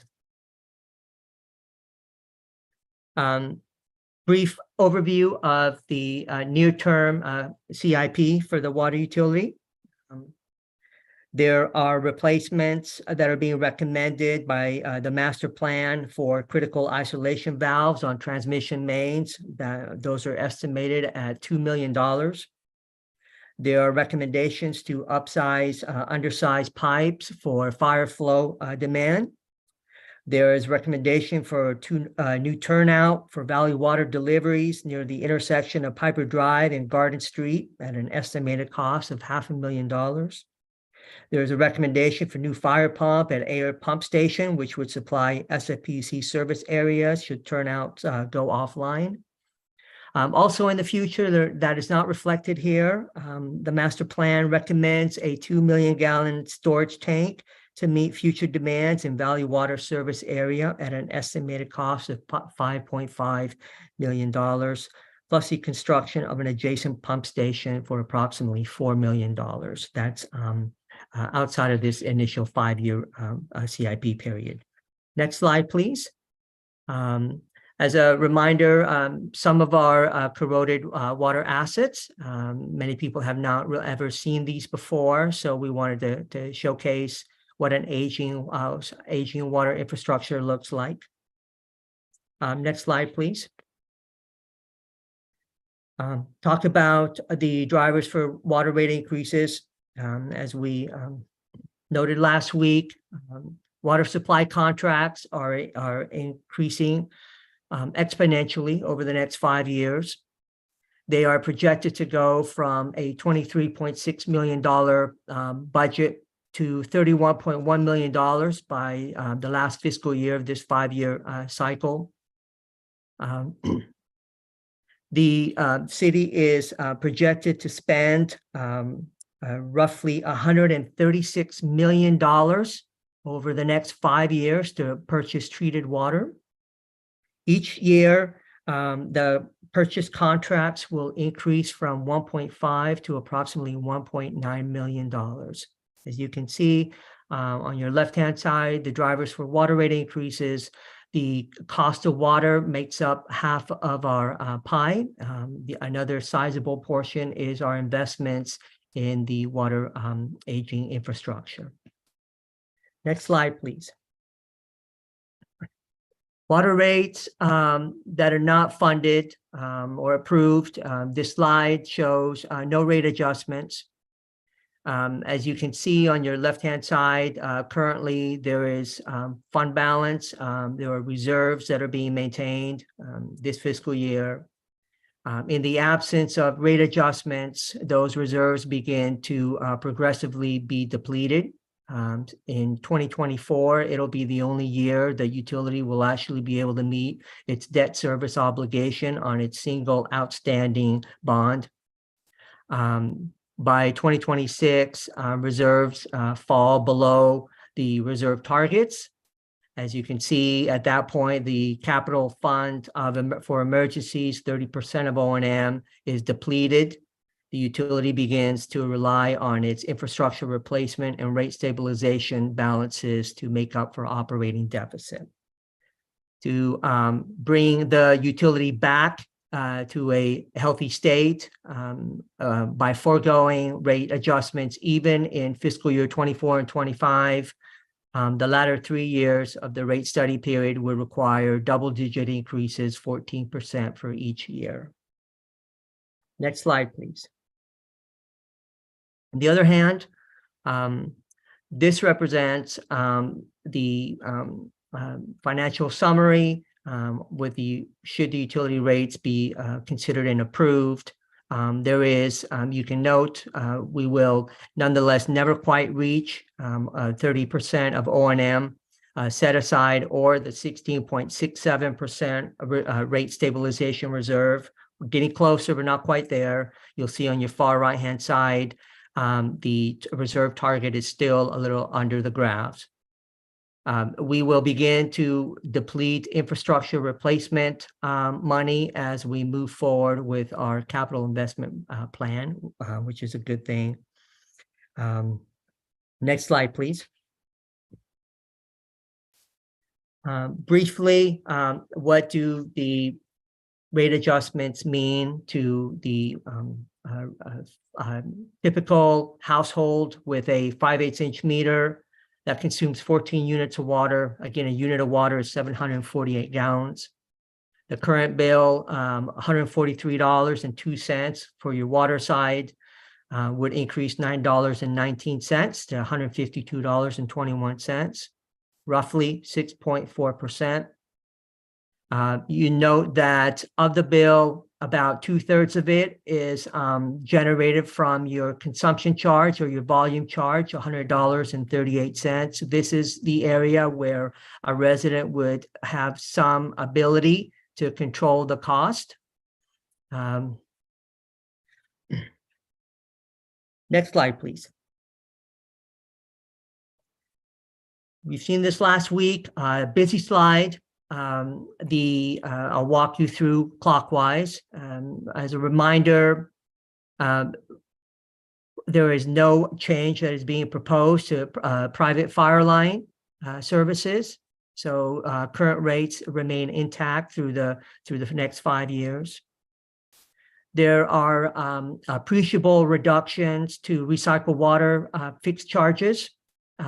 You'll note the current rates range from a low of $34.10 for a very small 5/8" meter to a very large 10" meter. We only have one, which happens to be at a multifamily complex. But those rates will go down to a standard $13.54. We've noted that there are about 220 accounts, recycled water accounts. They will see these reductions in the first year as a one-time true up and change in the cost of service methodology. the years forward, they will increase by nominal amounts. The recycled water customers, there are, as I mentioned, there are about 220 accounts, of which 143 of those accounts have a 2-inch meter. You'll note that the reduction equals $259.22 per bill.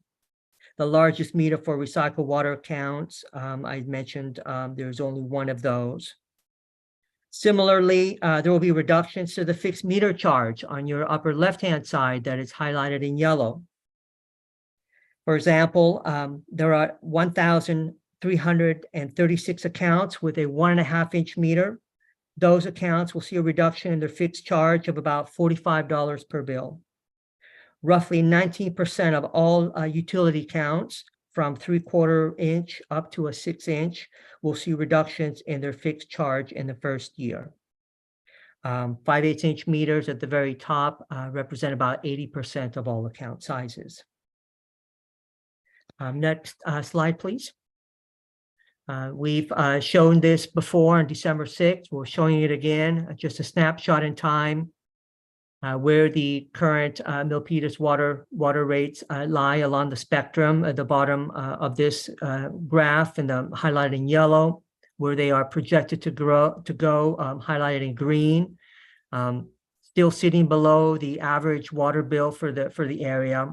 Again, we are not accounting for any utility rate studies that all the agencies north of the city of Milpitas on this graph are either conducting or will be conducting soon, just to give you a sense for where we are as a comparable. Next slide, please. We've won't get into any details. We did want to remind the community there is a Milpitas assistance program. And there is a phone number and a dedicated email there for them to reach out. This is an income-based program, so that's very important to note. There are different tiers. The water subsidy is relatively nominal. It's about $22, but it doesn't only relieve water and sewer bills. It also relieves of some recreational programs, as well as some improvements that are made to a household for furnace, air conditioners, water heaters, etc. So next slide, please. In summary, next fiscal year, your typical single-family residential household will experience an increase in their water bill of $4.60 a month, or a cumulative increase to their household budget of $55.14. The recycled water accounts will experience reductions in their fixed meter charge, ranging anywhere from $20.56 per bill for a small 5/8 inch meter to almost $1,700 per bill for 6, 8, and 10-inch meters. All portable water customers with meter sizes ranging from 3/4 to 6-inch will also see reductions in their bi-monthly fixed meter charge, ranging from a minimum of $4.11 to a maximum of $240.47. And again, private fire service charges remain status quo. Next slide, please. Staff recommendation is to open a public hearing and receive all written verbal testimony regarding proposed rate increases. Move to close the public hearing following all speakers. Receive a summary from the city clerk of the number of written protests received and the number required for a majority protest. City attorney shall read aloud the title of ordinance number 120.50. And if no majority protests exist, move to waive the first reading beyond the title and introduce ordinance number 120.50 to approve updated water and recycled water rates for fiscal year 23-24 through fiscal year 27-28. Ordinance is entitled an ordinance of the city of Milpitas amending chapter 1 of title 8 of the Milpitas Municipal Code relating to water service charges. Next slide, please. That summarizes my abridged presentation for the water utility, and I welcome any questions you may have. Thank you, Chris. That was very thorough. Any questions from my colleagues? I have a question. If you can go back to page 16.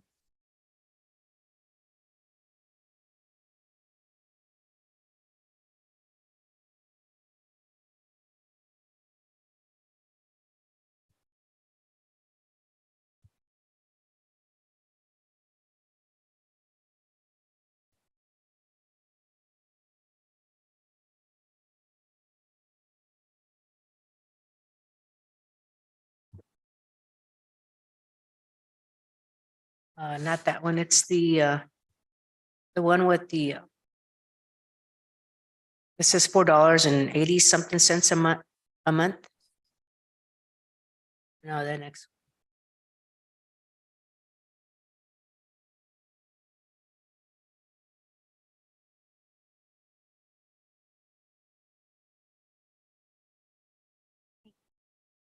I think it's 17.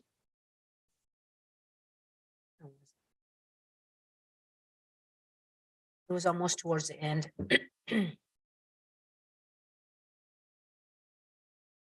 Oh, I think, yeah, this one. Here it is. And this one is 17 of 53. Okay.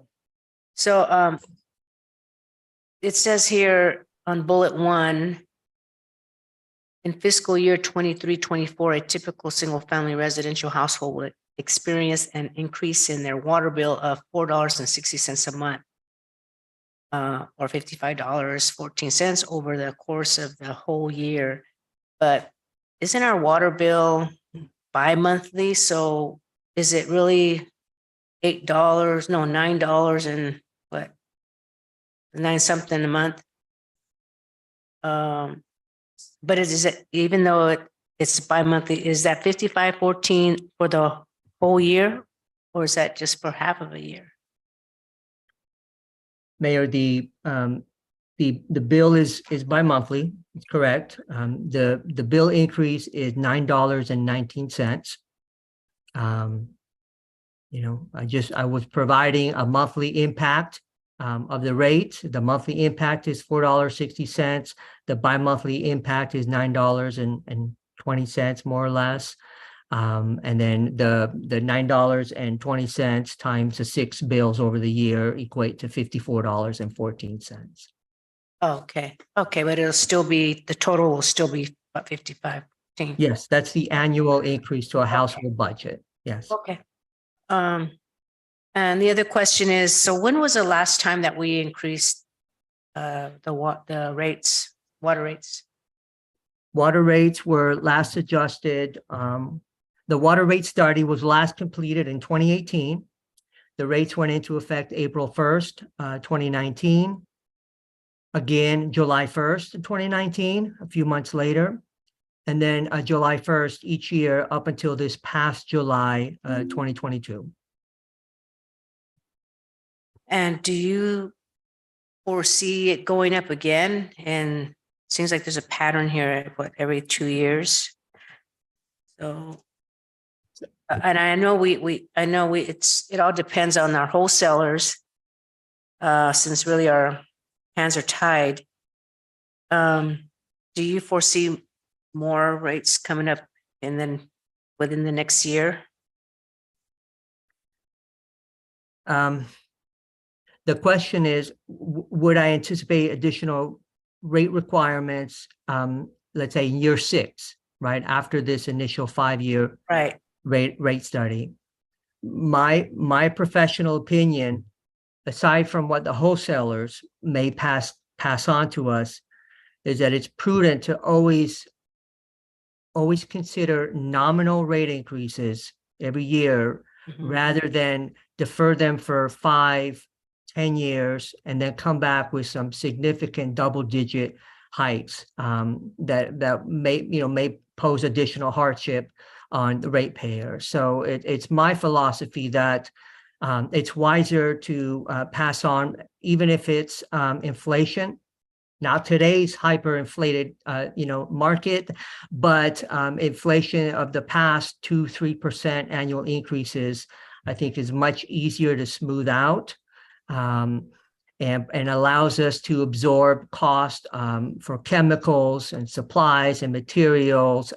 All of our inflation assumptions in our models are at 4%. And so then again, it's really, I can't speculate what revenue requirements will be needed 6 years from now. I agree with you, spreading it out, because it is more of a hardship if you do a huge increase. And that, I think that affects the families more than if it's done in a gradual, more sustainable, it's more, I think people can live with that instead of just a huge amount. So I do like the way what we've done is we just spread it across, and but yeah, I do like that. So any questions from my colleagues?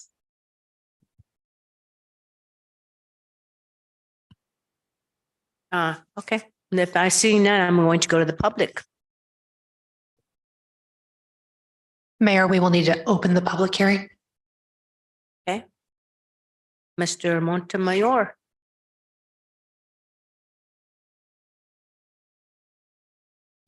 I hope I won't be in trouble if I'm citing both sides. I know the side of the two sources of water. They have overheads, mentioning overheads and the pipes, the fire. That's big. Now I'm for the cry of the people also that they are trying hard to pay and it increases monthly. Actually, it's $4.59 per month times 12 is that one, 55.14. But still, 55.14 is kind of big for everybody, for every family, every household. And as I was saying, I'm citing both because I know even though we have 11.87 less than the average of all places or public places using or cities, then we cannot see that because we cannot compare that. We really want, like, we're all out from our pocket already.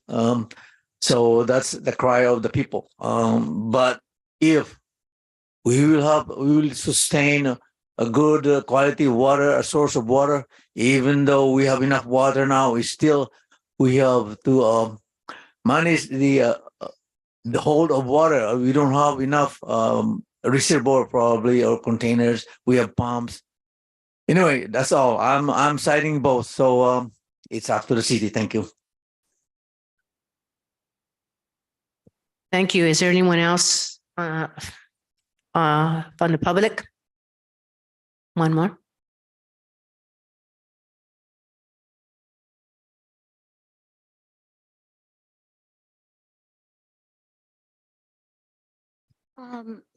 My name is Catherine.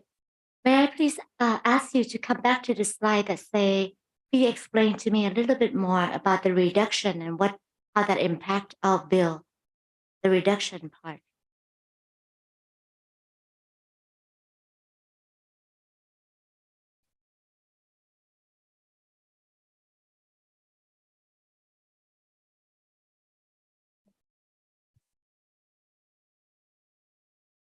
So I'm assuming this is it, slide?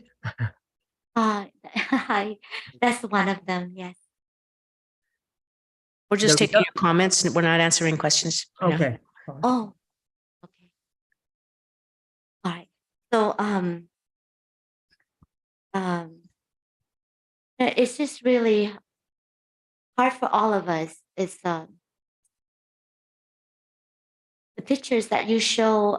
I guess it is a picture of the Milpitas water pipes, or I don't know if that's just a picture that shows that the water pipe. That's what it would look like if it's get old. And then I want to ask you, because with all the rain that we've been having, that God is providing for us,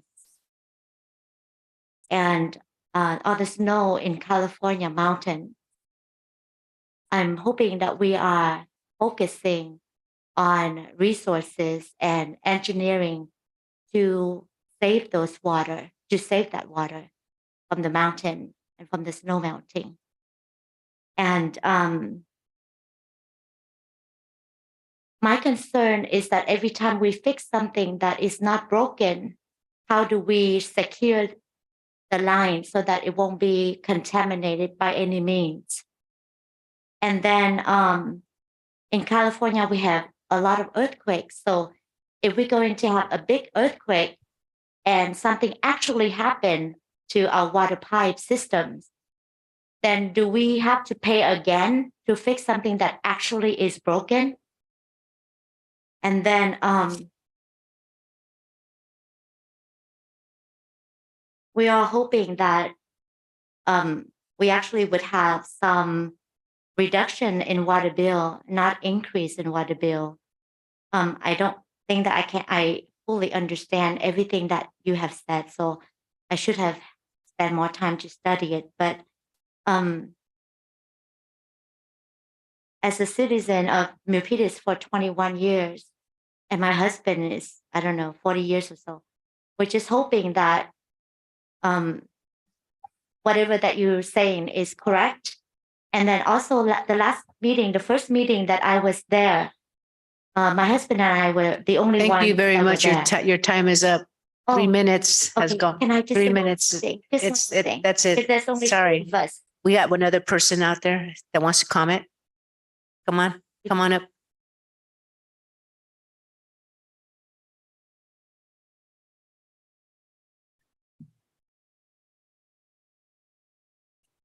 Go ahead. I'm Melissa. So, he did an impressive slides and his presentation is quite impressive. I am concerned with this proposal to fix our infrastructure. I worry that by the time that the city gets to that point to replace fix, it's not going to be the amount that anticipated for.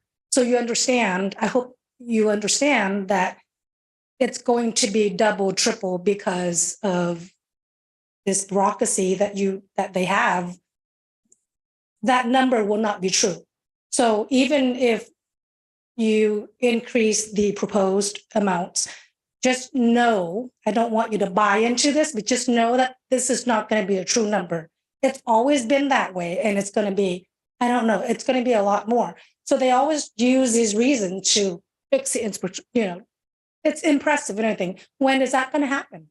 And when it happens, I can guarantee you, like he said, there will be more increases naturally because it's not enough to fix and we have to fix it. So it's just the proposal that they sit on and the reason that they use, but it's just not happening. It's just,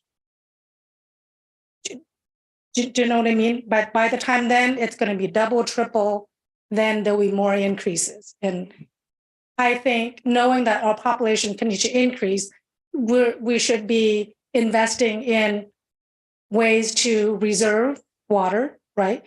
Instead of, I don't know, I mean, I understand inflation because everybody pays. I understand that, but I think it's I just want us to realize that instead of just basing the numbers by what they sell, and then years later,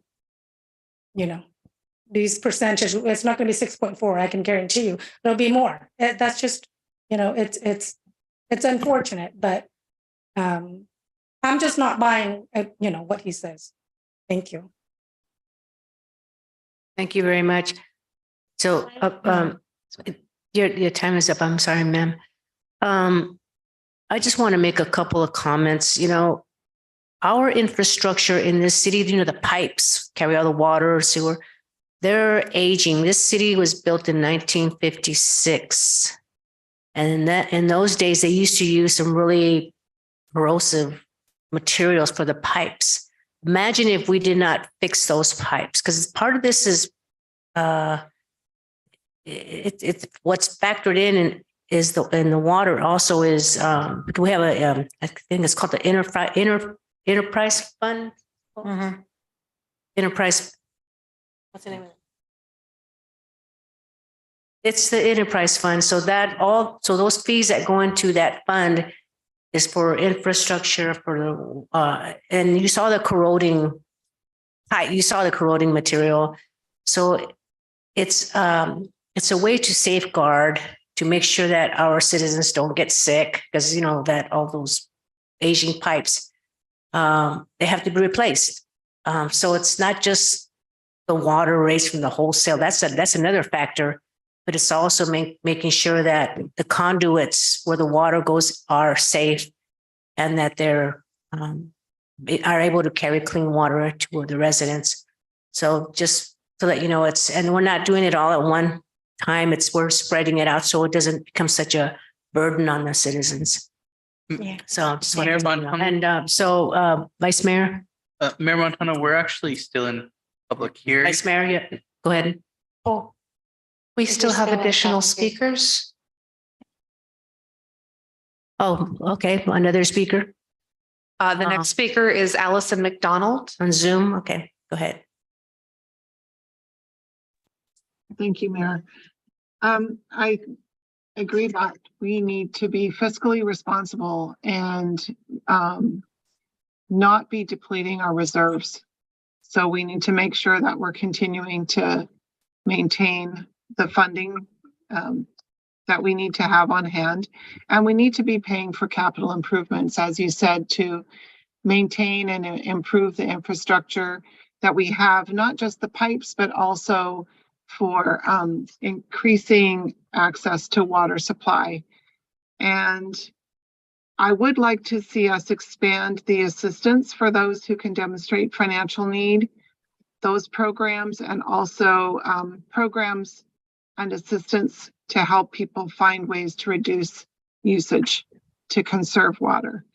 I think it's really important that go hand in hand with rate increases, that we make sure that people have assistance to pay if they're unable to. People on fixed income are going to be particularly challenged, even with the $55 a year increase, and that we all do better at conserving water and having programs that work with the public to educate us, but also provide assistance in providing the things that we need to help us reduce water use in our homes. And also companies and other large users of water. Thank you. Thank you much. Vice Mayor. The next speaker is Loretto Diemendal. Hey, Loretta, It's really. you may proceed. Hi, good evening, everybody, and thanks again for this opportunity. I look at the numbers, but there's just so much information, and so I have to revisit the website and see. But my main concern is not for myself or my family. I'm more concerned about the people like Allison regarding the Milpitas Assistance Program, because that MAP funding is not just for one specific purpose, but for so many. So what I want to know is how much money is allocated to help with utility bills payments that for those who cannot afford. So it's been a very difficult few years since the pandemic. And so there's so many people who we've been helping, having food and other kinds of insecurities aside from the in-house. So I am speaking for those who could not be heard tonight. And so I just want to make sure that any rate increases should be very responsible in accordance to the needs of Milpitas residents who cannot afford such increases. And so I would like City Council to allocate more funding under the MAP program so that they could help pay for this future increases. And I do know that we need to do capital improvement projects regarding our water and sewer infrastructure. My other question actually is like, I haven't seen any notations or verbiage regarding what is the San Francisco Public Utilities doing about any rate increases, or the Santa Clara Valley Water District to make sure that there is a strong argument regarding such increases aside from just for the infrastructure itself. Thank you. Thank you. Is there anyone else for Zoom? Okay, that's it from Zoom. So I would like to close the public hearing and any comments from my colleagues. Vice Mayor. Thank you, Mayor. I would like to call on Christian, please.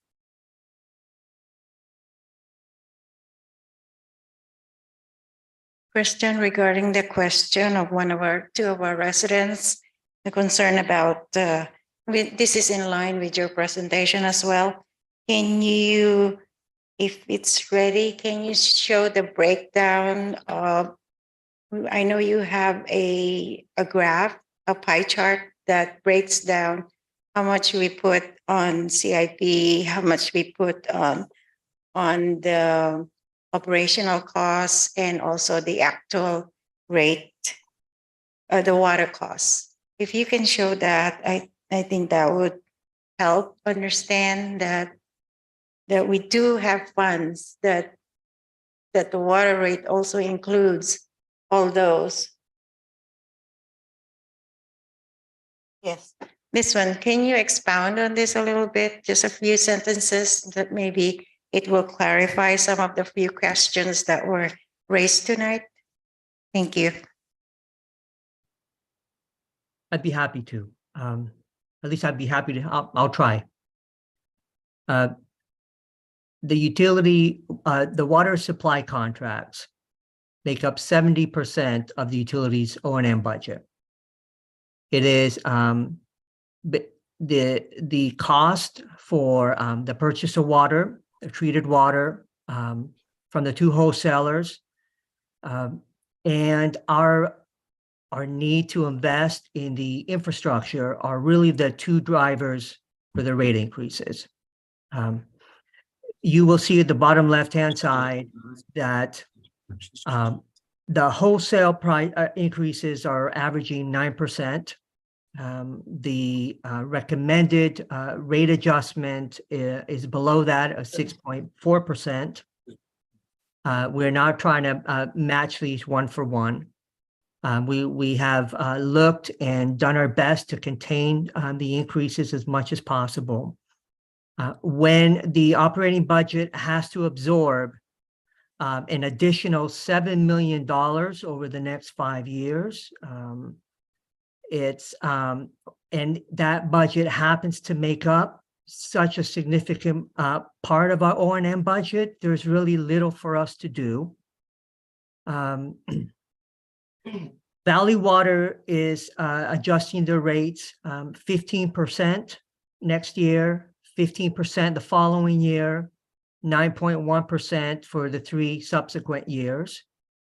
SFPUC is raising their rates. I believe it was 11.2%, and then they'll be in the mid 4% range going forward. So we are simply trying to absorb those wholesale costs and contain them to the extent possible. Okay.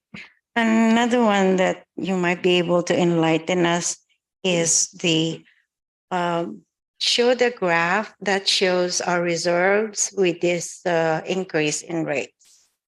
Your orange one. I think it's slide 14. That one. Oh no, that the one with the bar chart. This one. So please explain, because one of the question is what happened if there's an earthquake and you need to do something with our infrastructure. I want you to please focus on the reserve. That was a great question. there are two industry standard reserves. One is an O&M reserve, and the standard is 30% of your O&M is set aside. That here represents the blue. Please define O&M, please. Operating and maintenance. So your annual operating and maintenance budget, 30% of that is set aside as a reserve target. That is the blue on these graphs, otherwise called capital fund for emergencies. This money would be available to us in the event of a force majeure, something cataclysmic happening to us. We all of a sudden have a significant impairment and we need a multi-million-dollar drawdown for emergency repairs. That is why this money is set aside. All well-financed utilities set this aside, whether it's water or sewer. The orange rate stabilization reserve of 16.67, which equates to about 2 months of O&M. So in total, between the two, you're looking at setting aside 5 months worth of revenue, of expenses, excuse me. That rate stabilization is meant to offset for any sort of short-term blips in cash flow that you otherwise couldn't absorb in your budget. So, you know, you had an aggressive water shortage plan, contingency plan you had to implement for savings, and all of a sudden your revenues drop precipitously. You have something happening, perhaps technology-wise, some software impairment, you know, prevented you from billing. This amount would deal with those short-term blips in cash flow. So, okay. So in essence, with the increase, we are covered in terms of our reserves for emergencies or short-term funding, correct? we are adhering to industry best practices. Whether we are covered or not will be predicated on the severity of that or those emergencies, right? There could be multiple emergencies that would greatly exceed the $5.86 million that you set aside. Okay, but in terms of us, the amount of reserve that we have is comparable with other cities our size. That's what we're saying. It's an industry standard. It's something that the American Water Works Association likes to see, and that actually even credit agencies, should you go out and bond or finance for projects, it's a reflection of the well-financed and well-maintained utility. Okay, one last question. Good answers, by the way. One last question. What about how do you maintain the quality of our water? Specifically, the question on contamination. So we run thousands of tests every year. We don't have an ELAP certified lab in-house. We contract that out, but we do daily, we do monthly and annual tests. Those test results are published every year in our annual Consumer Confidence Report, our CCR, which has to be mailed out by the end of the fiscal year. That also explains in voluminous detail the type of contaminants and constituents that we have, what we test for, whether we've had any detection level exceedances on any of those contaminants. So yeah, it's quite exhaustive. Thank you. This is my second to the last one. This is the last one, really. How were you able to reach out to the community before today and after today? What are you doing? Thank you.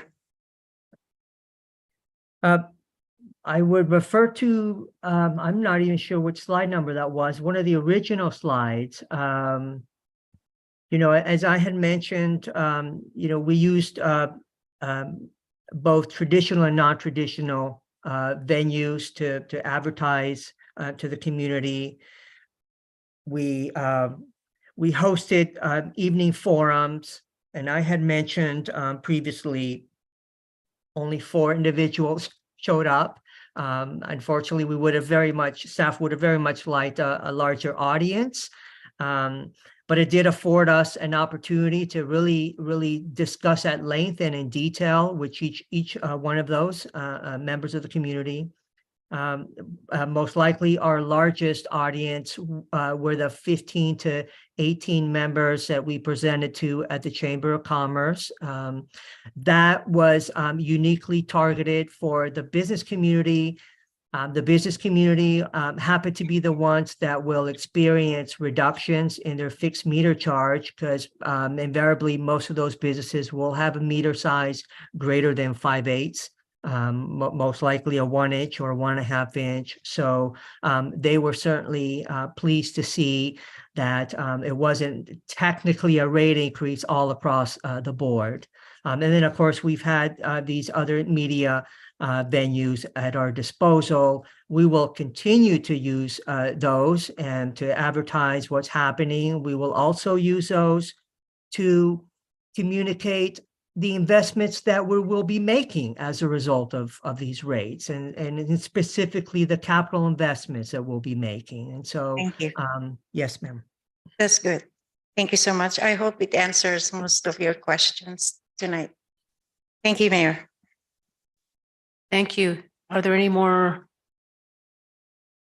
comments or questions? Councilmember Barbadillo. All right, so basically, what we are hearing is the rate increase is because of the increase in water purchase prices and the infrastructure that needs to be repaired or put budget with. Is that correct? Yes, that's correct, Council Member. All right. If we do not agree with the increases, what's the scenario with regards to our water system and costs looking forward? Let's say that we defer the increase in 5 years. Is that something prudent to do, or we spread it now on a certain minimal percentage and we'll see another increase in the next few years? I could best address that if I believe it's slide 11 that shows the fund reserve analysis without rate adjustments. If that could be loaded, I can talk about that a little bit.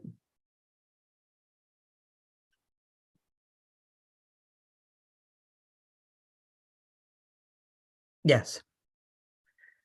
So the proposed rate adjustments would earn over the course of 5 years just shy of $31 million. In the first fiscal year, the 6.4% rate adjustment generates about $1.55 million, and then it compounds each and every year. All of that revenue is foregone if rate adjustments are not considered and approved. We forego $30 million in current dollar revenues. We forego those revenues in the future from a compounding perspective. We begin to make use of all of our various reserves that we have right now. You can see we have capital fund reserves, the rate stabilization, and reserves that are set aside for us to make investments in the underground infrastructure. All of that will be used in the absence of sufficient cash flow. So once we draw that down, we get a couple years into this cycle in fiscal year 2026. We are now officially below reserve targets. We have exhausted the emergency reserve supply. You see that it's actually a negative just for effect. And then from there on, the only available funds would be depleting funds for the rate stabilization and the infrastructure replacement. Those would only be done to offset for expenditures, not making any investments in the capital system at that point. So plus, should that happen, we have one 2019 series water bond. We pay $1,050,000 a year in debt service between principal and interest.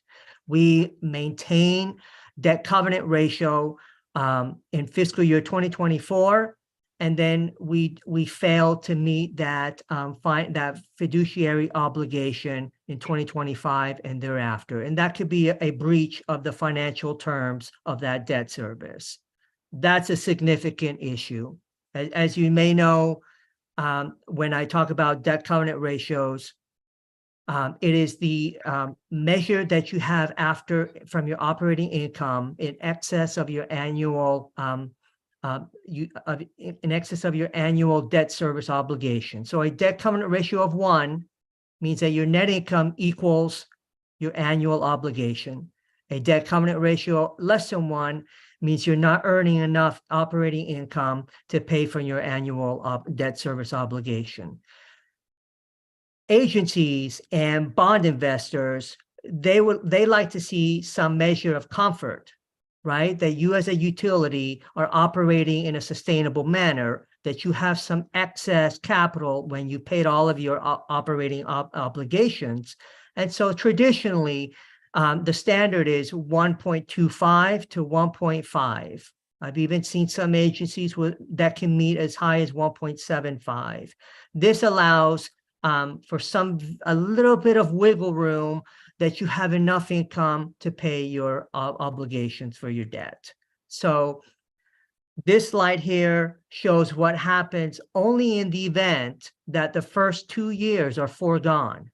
It doesn't show what happens should rate increases not get approved for 5 years. I didn't provide one of those slides, but I can tell you that it's going to be double digits in excess of 14% for all 5 years thereafter to make up for this.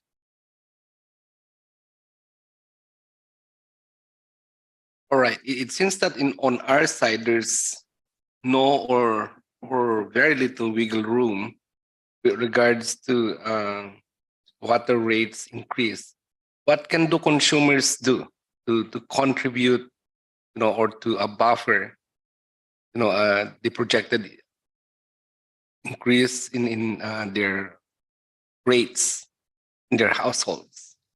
Can they, have the best practices of conserve water and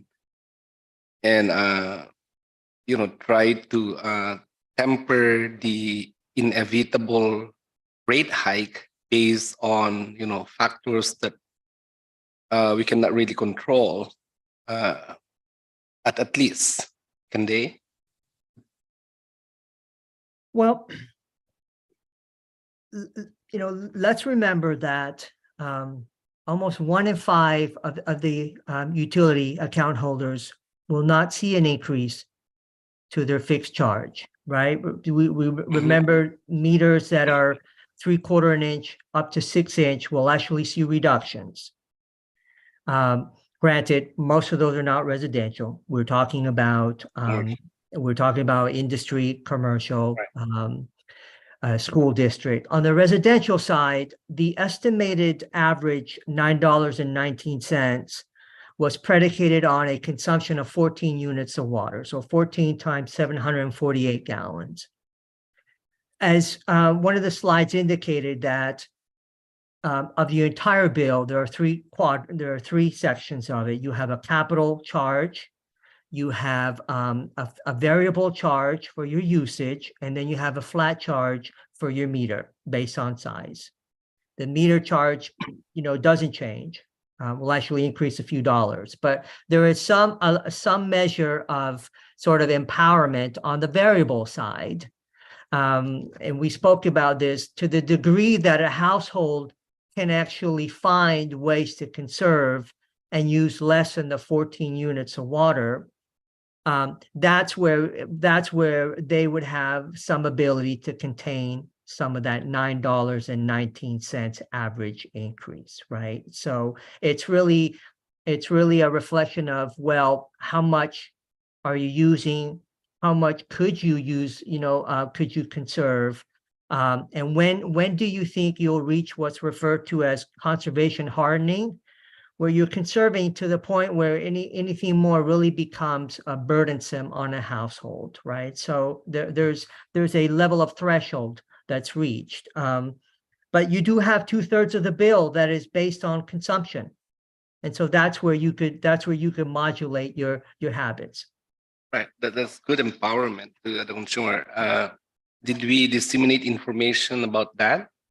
I mean, when we went public and solicit information or thoughts from the community, was that even asked? Or no? All I'm saying is we're trying to, because it seems to me so far for the last 30-45 minutes that this rate increase is inevitable. Inevitable, not because of any other factor other than things that constitute a rate for water use. And I'm sure the community would react differently on this one, because the level of explanation that you had explained this council to justify water rates is not the same way that the community will take it. So whatever the decision of the council is today, right, based on the presentation, what I would like to suggest is more information to the community, right, to brace themselves and to have that sense of, I'll borrow the word, empowerment on the 2/3 of their bill that they can probably have an impact with trying to lessen, the projected percentage of an increase. So that's my thoughts. Let's provide valuable information, water conservation and education to the public as we decide on these rate increases.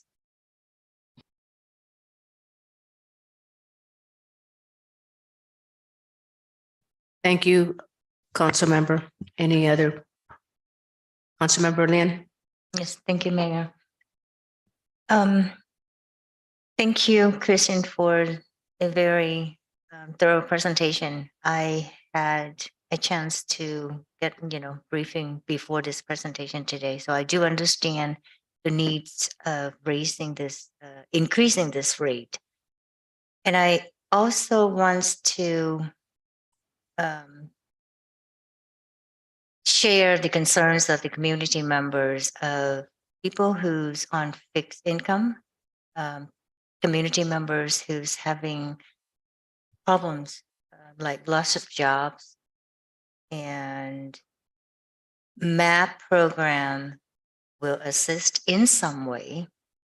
I don't know how much that would help, but I am thinking of, since it would not affect our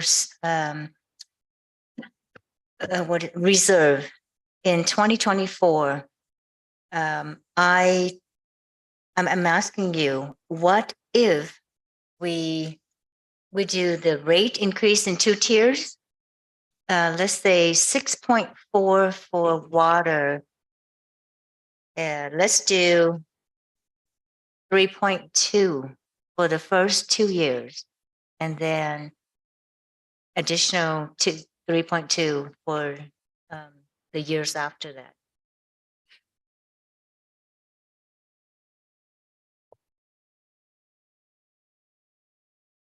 Christian? Are you, so just so I'm clear, you're asking what happens if a rate was recommended that was half of the 6.4 for all 5 years? No, for 2 years, the first For 2 the years. first 2 years. So It won't even touch our reserve funds for 2024. It will somewhat decrease our reserve fund starting of 2025. So my proposal or my question to you is, what if we only do 50% of what you proposed for the first 2 years?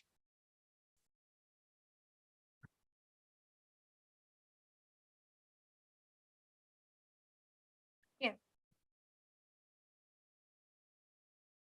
No, I'm waiting for the. I'm trying to do the math in my head. I'm sorry if I'm stalling No, for a no, no. moment. Let's see. The first year's revenue loss is about $700,000. The second year's revenue loss is a little bit more than that because you lose the first year's compound. Let's say the utility forgoes $1.5 million in additional revenue those 2 years, and every year thereafter, right? Because you won't make up for it. So I would suspect what would happen is your reserves would, it's a question, it's a policy question also that, and I think it's an important one. As recommended, we do not actually reach our reserve targets for the water utility. We do on the sewer side. We haven't talked about that yet, but even in this case scenario, we are falling shy of meeting a little bit shy of our O&M reserves, and we're only at 68% of our rate stabilization reserve. So that delta gets appreciably larger if we have in the first 2 years increases. And I just, it's a, I don't know. I mean, from the perspective of operating a utility, I think it places additional burden on the out years if the intent is to adhere to best management practices and have healthy reserves in case there are unexpected impairments to the system. And so, that's jeopardized even further. So, yeah, I don't know. That's a council decision. That's not something I feel comfortable, recommending. I'm simply opining that I don't believe that would be most prudent for the utility from a financial standpoint. Understand. And when you say that puts the burden on the city, I do also feel the burden on our community members who will have to deal with hardship. If you can come back with your adjusted rate change, with my proposal of 3.2, if not for the first 2 years, if you can come back with the first year with 3.2 and 3.2 the year after, and also do another comparison between a 3.2 for the first 2 years and see what makes sense for the city and our community members, which will lessen the burden on both. Thank you, Christian. Okay, thank you. Thank you, council member. Ashwini, did you have any comments on that? I seen you show up on the screen. Thank you, Mayor. No, I can, if there's questions, I wanted to kind of just, respond to Councilmember Leanne's question, but Director Lorenzo did that. I also want to kind of reaffirm the importance of, I mean, there was extensive rate modeling done based on the needs. And so if we do go with different rates, I mean, yes, we will have to think through all the impacts it could have both on infrastructure and operations. And I think as Director Dorenzo mentioned earlier, on the water side, even though 50% of our costs are wholesale, we've really tried to keep our rates much lower. Lowering them further will have an impact both on operations and infrastructure. And as he mentioned, we're not there with our reserve targets as well. And Christian, I think if we had to come back, does that put the effective dates of the rates further out than July? I mean, I think it's subject to when we would come back with a council decision, but that's very possible. And it's possible that it wouldn't be folded into the draft operating budget. Those revenues need to be factored in. Right. So I just want to point out, so as we're working on the proposed budget, we are counting on these revenues. They have all been incorporated. And if the revenues did not move forward, the rates did not move forward as proposed, we would need to kind of look at our operating budget as well and make changes to that. So just wanted to point that out because all of our kind of resources, equipment tied to the utilities is based on these proposed rates.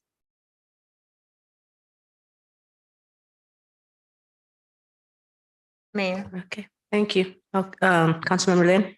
Aswini, the proposed budget adoption date, I think it's in May.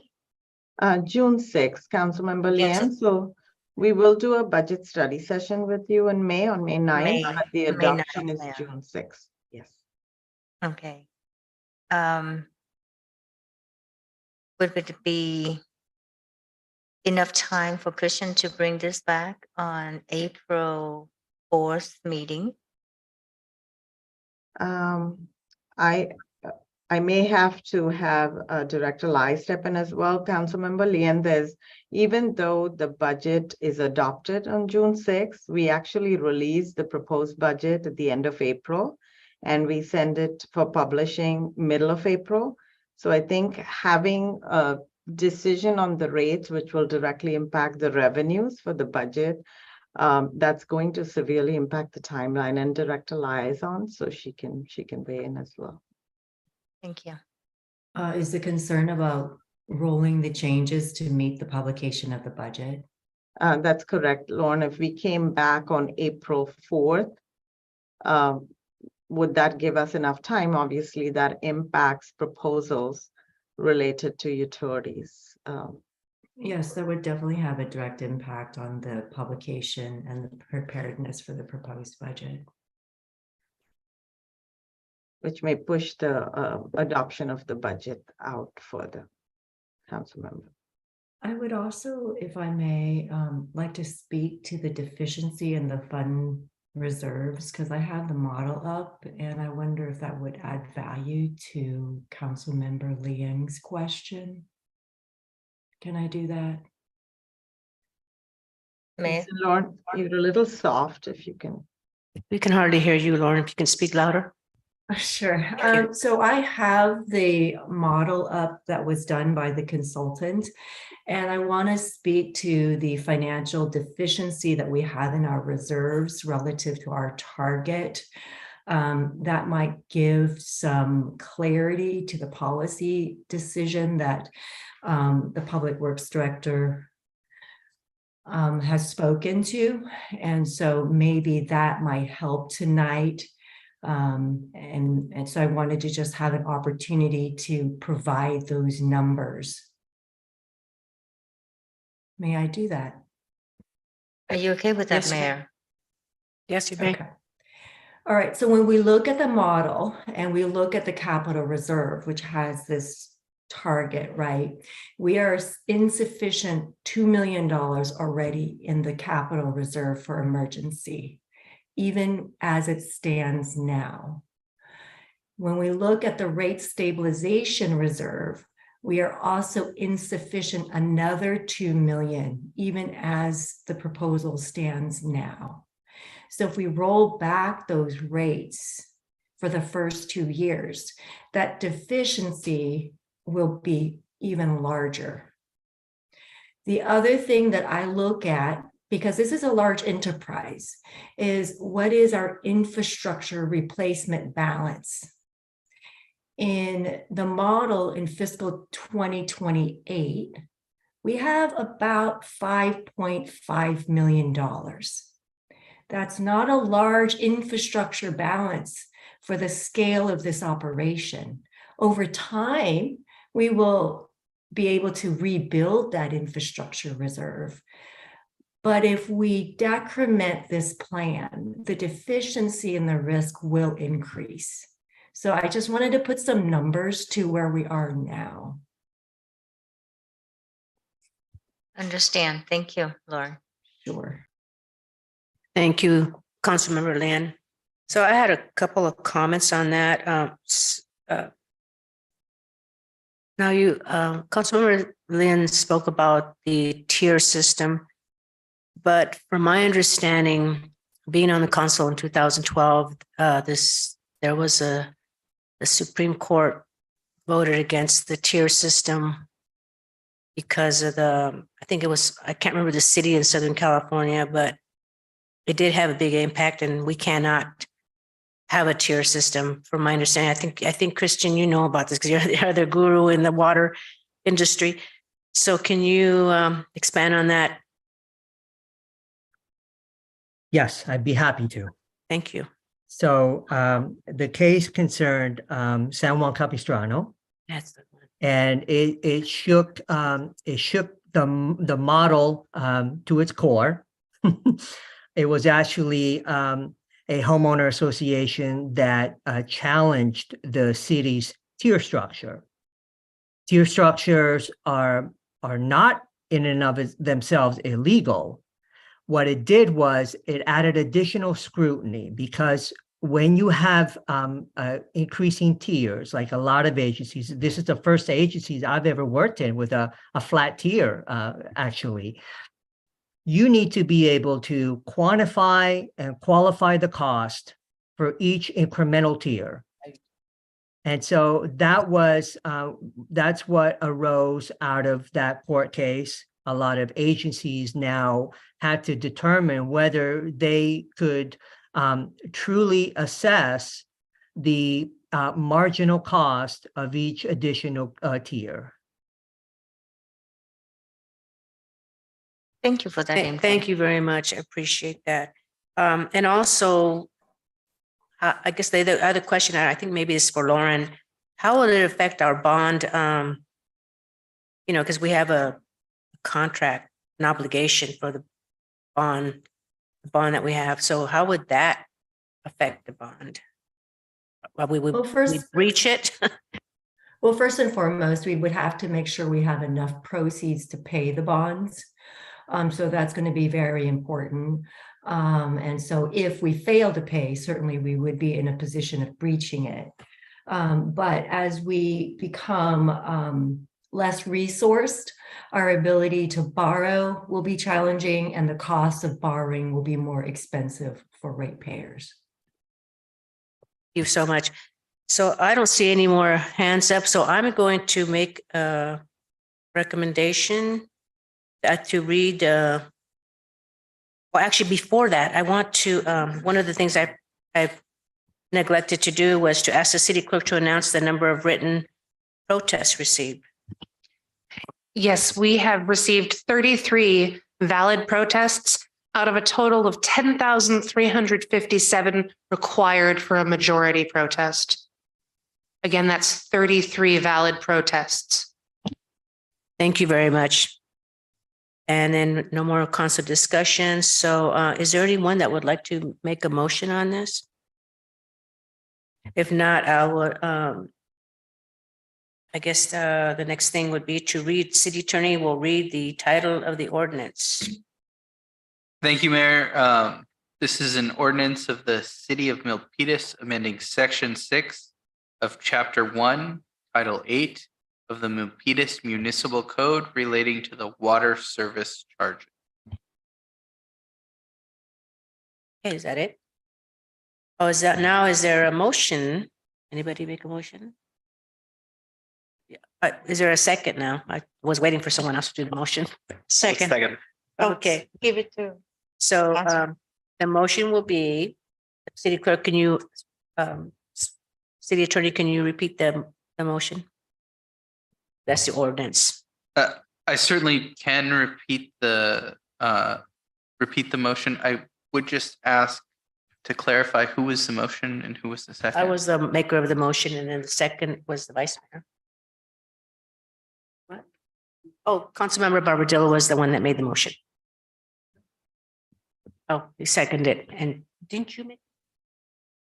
I know, but I was wanted to give you the opportunity. Okay, go ahead. Thank you for that clarification. So the motion before the council is to adopt an ordinance of the City of Milpitas amending Section 6 of Chapter 1, Title 8 of the Milpitas Municipal Code relating to water service charges.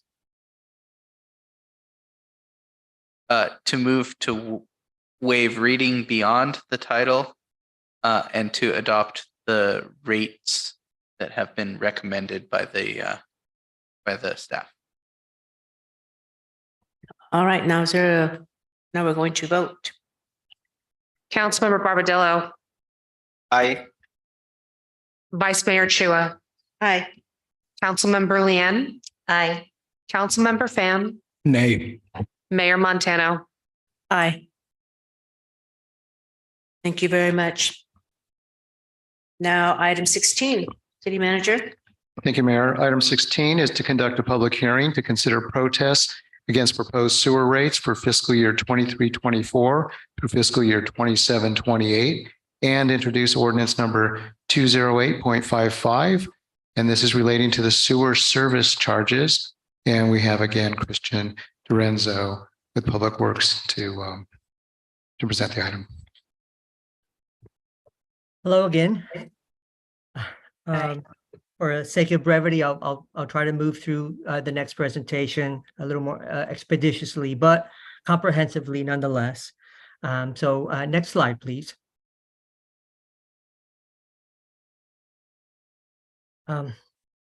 There's a duplication of some of the topics that we've already discussed. So I will ask to move to the slide that has a picture, sewer at a glance.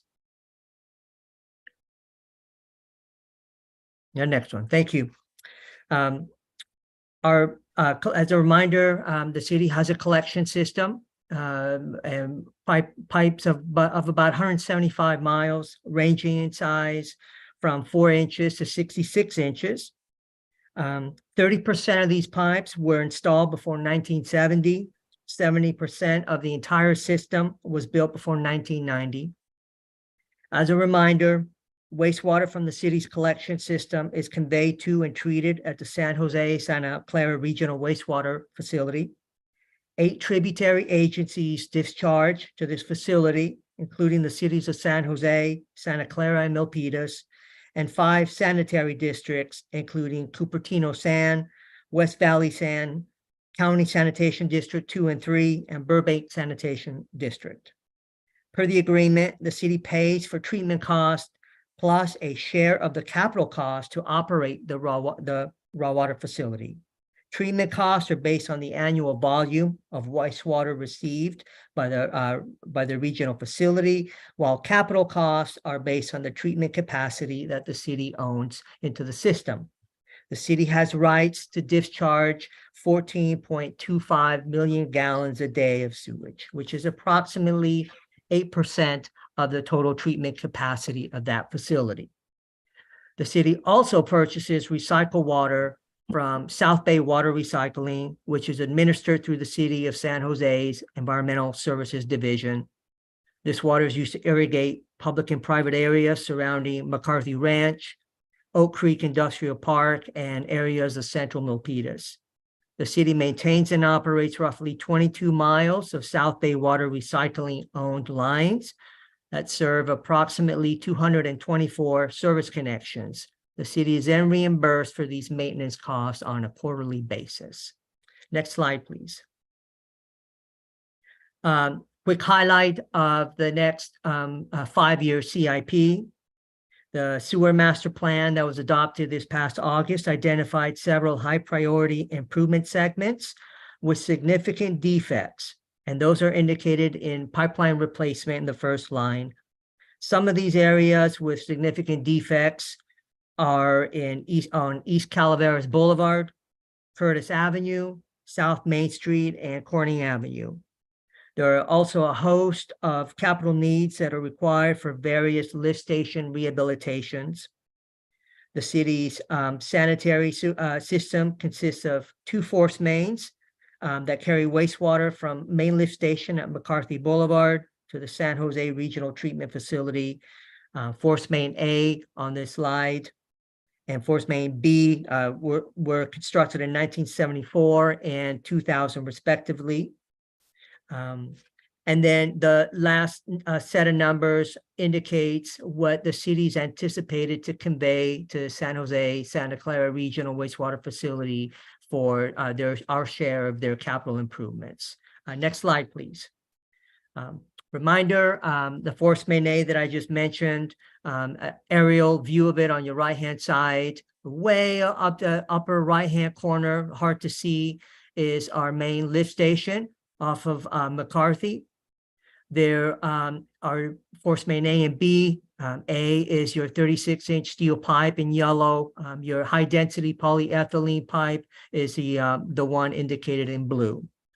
This is a 12,000 linear foot pipe with 12 access manholes, approximately 1,000 feet apart. On your left-hand side is some of the ancillary hardware that is used to operate this line. You have what looks like to be corroded flange on your left-hand side and a corroded air release valve in the center of this graph. Next slide, please. Drivers for sewer rate increases, the expenditures. The sewer utility plan expands. You can see it kind of cresces in fiscal year 25 and 26. 25 suggests our largest payout to San Jose for their capital investment program. That is the large chunk of the sort of bright green 2025. 2026, on the other hand, the peak in yellow reflects our investments, our cash investments as we move forward with design and expenditures related to force main A. There is a revenue projected at current rates, the black line that runs across horizontally, and the orange line, on the other hand, represents the anticipated revenue with the 4% rate adoption. You'll note that the revenues are below the annual expenditures for 3, possibly fiscal year 28, so possibly 4 of the years. And we will use fund balance to make up for some of those expenses. We'll get into that in a second. So roughly 60% or so, 58% of the anticipated revenues will go to San Jose for both their O&M and treatment costs that they bill to us. San Jose's O&M costs to us are projected to increase by 4% each year annually, from $7.3 million to $8.5 million. And as I had mentioned, we're anticipating to pay comprehensively up about $30 million to San Jose for their treatment contribution to their capital investment program. So next slide, please. Similar to water, a fund reserve analysis should rates not be adopted. Infrastructure replacement fund on your left-hand side is quite flush at the moment. There's a healthy balance. We would begin to draw down expeditiously over the first 3 of the next couple of years, fiscal year 24 and 25. Up until 26, you'll note that the infrastructure replacement funds have been exhausted.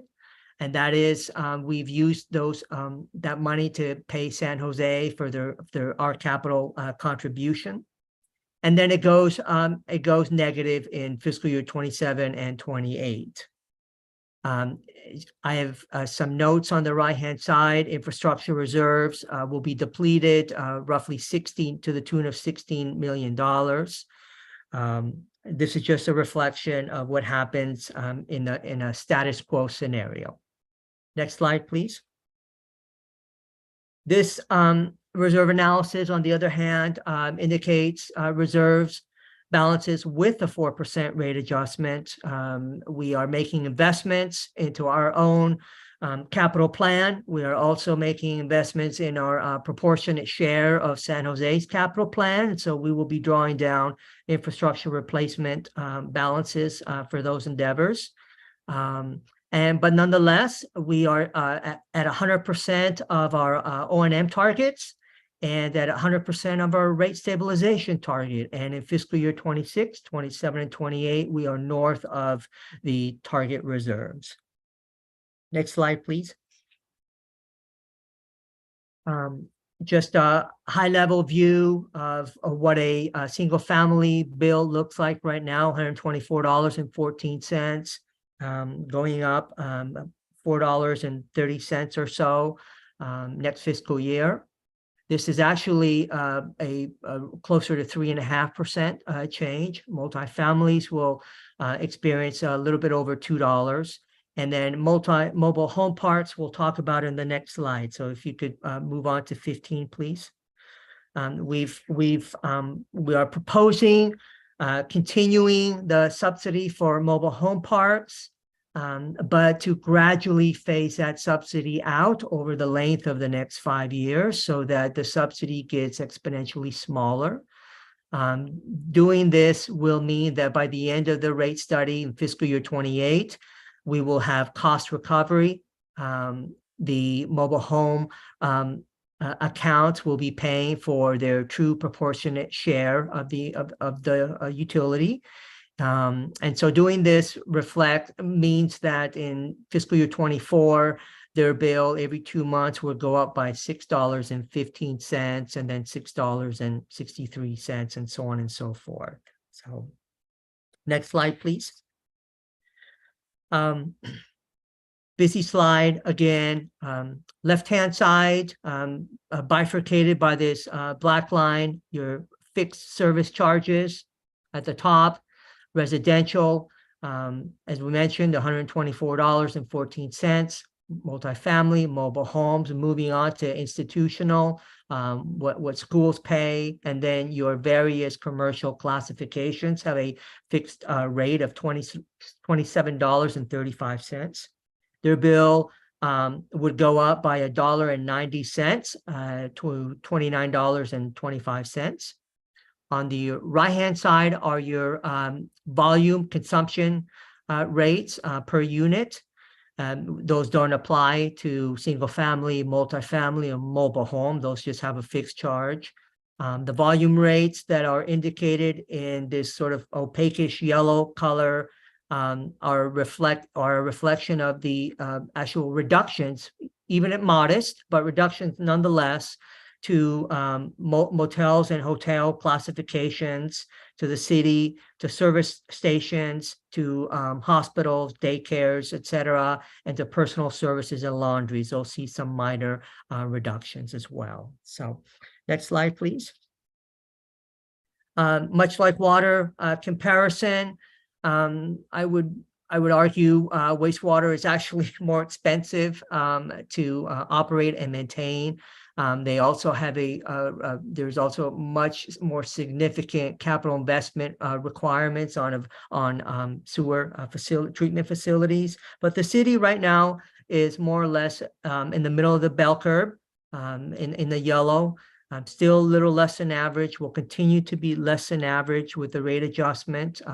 As a reminder, this is not reflecting any adjustments that all these other agencies will at some point pursue. So this is only a snapshot in time. Next slide, please. The sewer bill impact summary. Your typical single-family residential household will experience an annual increase in their sewer bill of just under $26. Multifamily units will experience an annual increase in their sewer bill of $15.72 in sorry, that is an annual, not fiscal year 23-24. Mobile homes, on the other hand, will experience a larger one because of the gradual phasing out of the subsidy. So their annual bill will be to the tune of $36.84. And on institutionals and commercial accounts, on the other hand, they'll experience an increase on the fixed charge of $11.40, while the volume charge will either increase or decrease marginally, as I just mentioned, for some of those commercial classifications. So that'll have to be evaluated on a case-by-case basis. Next slide, please. Again, staff recommendation is to open public hearing and receive all written verbal testimony regarding proposed rate increases. Move to close the public hearing following all speakers, receive a summary from the city clerk of the number of written protests received and the number required for majority protest. City attorney shall read aloud the title of ordinance number 208.55. And should there not be a majority protest, move to waive the first reading beyond the title and introduce ordinance 208.55 to approve updated sewer rates for fiscal year 23-24 through fiscal year 27-28. Ordinance number 208.55 is entitled an ordinance of the City of Milpitas amending Chapter 2 of Title 8 of the Milpitas Municipal Code relating to sewer service charges. And lastly, approve the subsidy program for mobile home park customer class. With that, I open the floor to any questions. Thank you very much. Thank you. I would like to open the public hearing for any comments in person.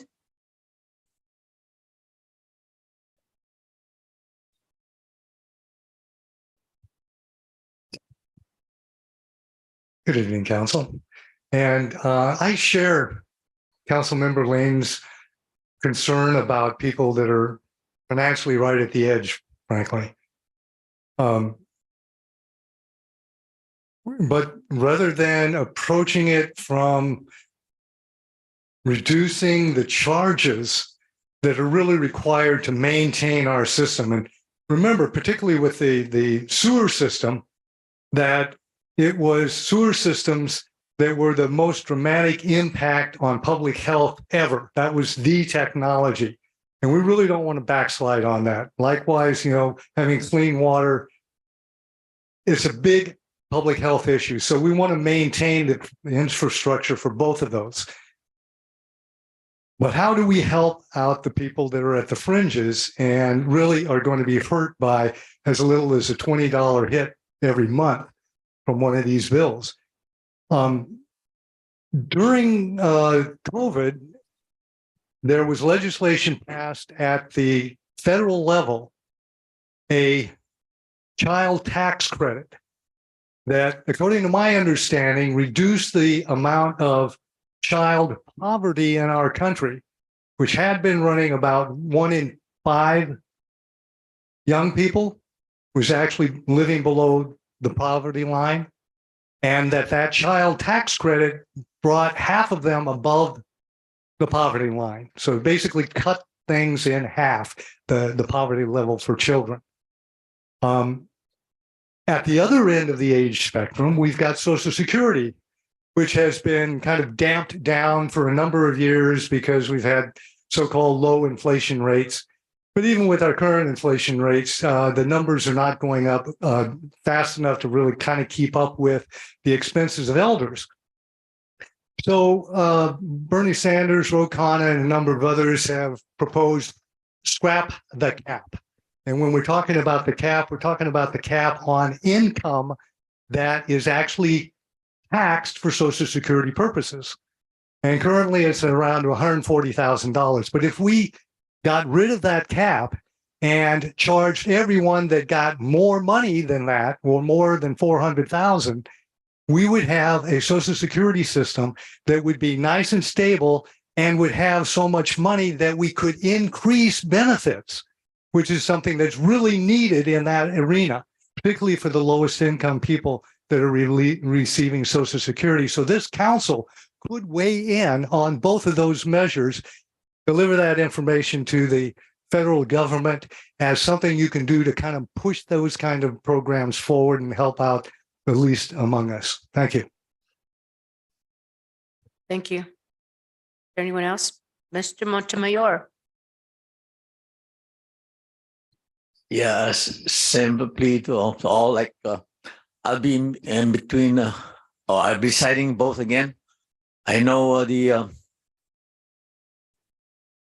overheads, same as the water compared to sewer, and the cry of the people, as with the previous speaker was saying. I'm for that too, of course. Yeah, taking a bath, clear quality water, drinking, compared to make our waste to be not polluting the ocean, habitat in the ocean, not polluting the surface of the water, disintegrating or degrading the surface is also expensive. So we don't have any control of the infrastructures, the expenses. At least on the yearly computation is lesser than the water. I'm comparing now the sewer rate of increase versus the water rate increase. So at least and also on the part of the mobile homes, they have the term subsidy, but still, as I just heard, considering hardship of paying is what I'm all about to. Thank you. Thank you. Anyone else from the public?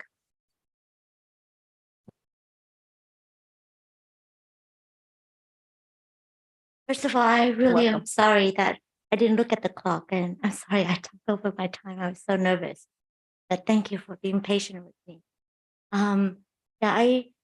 The last meeting that we had with you, Christian, and another engineer and a lady that was there, and I forgot her name.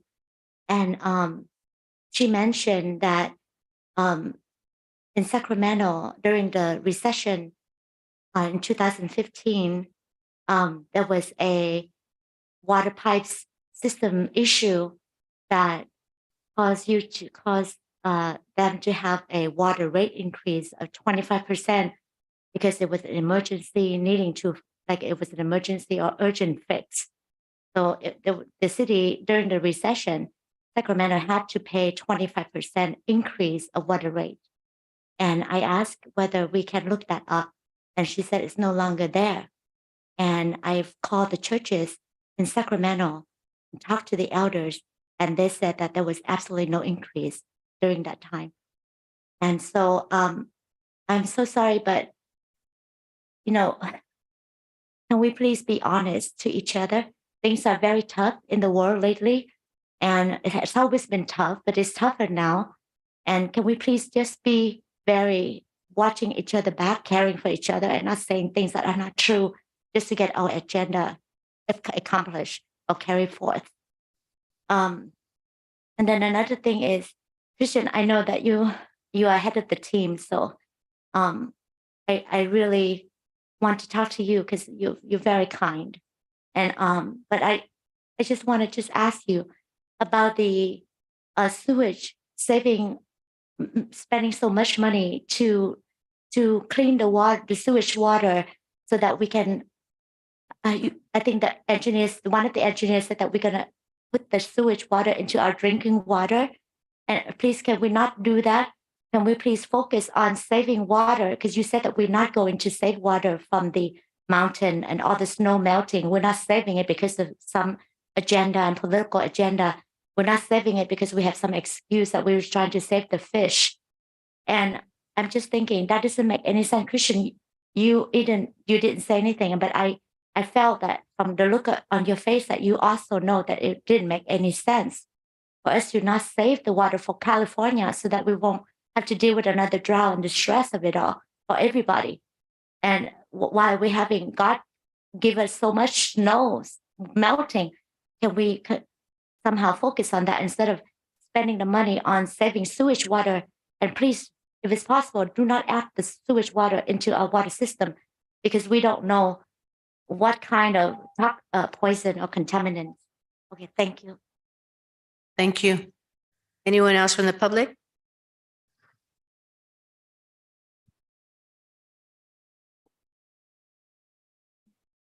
Getting late. So I'm just a resident. I'm not answering this based on a professional. But if you look at the history, the increase, and again, I think I am pro increase. I'm not against. I just want to hold the department accountable. But if someone asked earlier if there's going to be an increase after the fiscal year of 2028, and the answer to that is yes, only because it has increased the last 5 years. It's going to. I'm not sure what it was because I wasn't here. I wasn't living here. I'm assuming it's for the drought. And so now that we're not, when we don't have a drought, do you see a water decrease? No. Okay, that's pretty obvious. So after the fiscal year of 2028, I'm not sure the infrastructure is done. I don't know what reasons that they're going to do an increase. I don't know. Maybe you and I will not be here. So for the next generation to handle that. But I just want people to know, the residents here, just because I am pro and I can't afford it doesn't mean people can afford those rates that are proposing. Our income does not increase 4% on the sewer or 6.4 or 7% annually.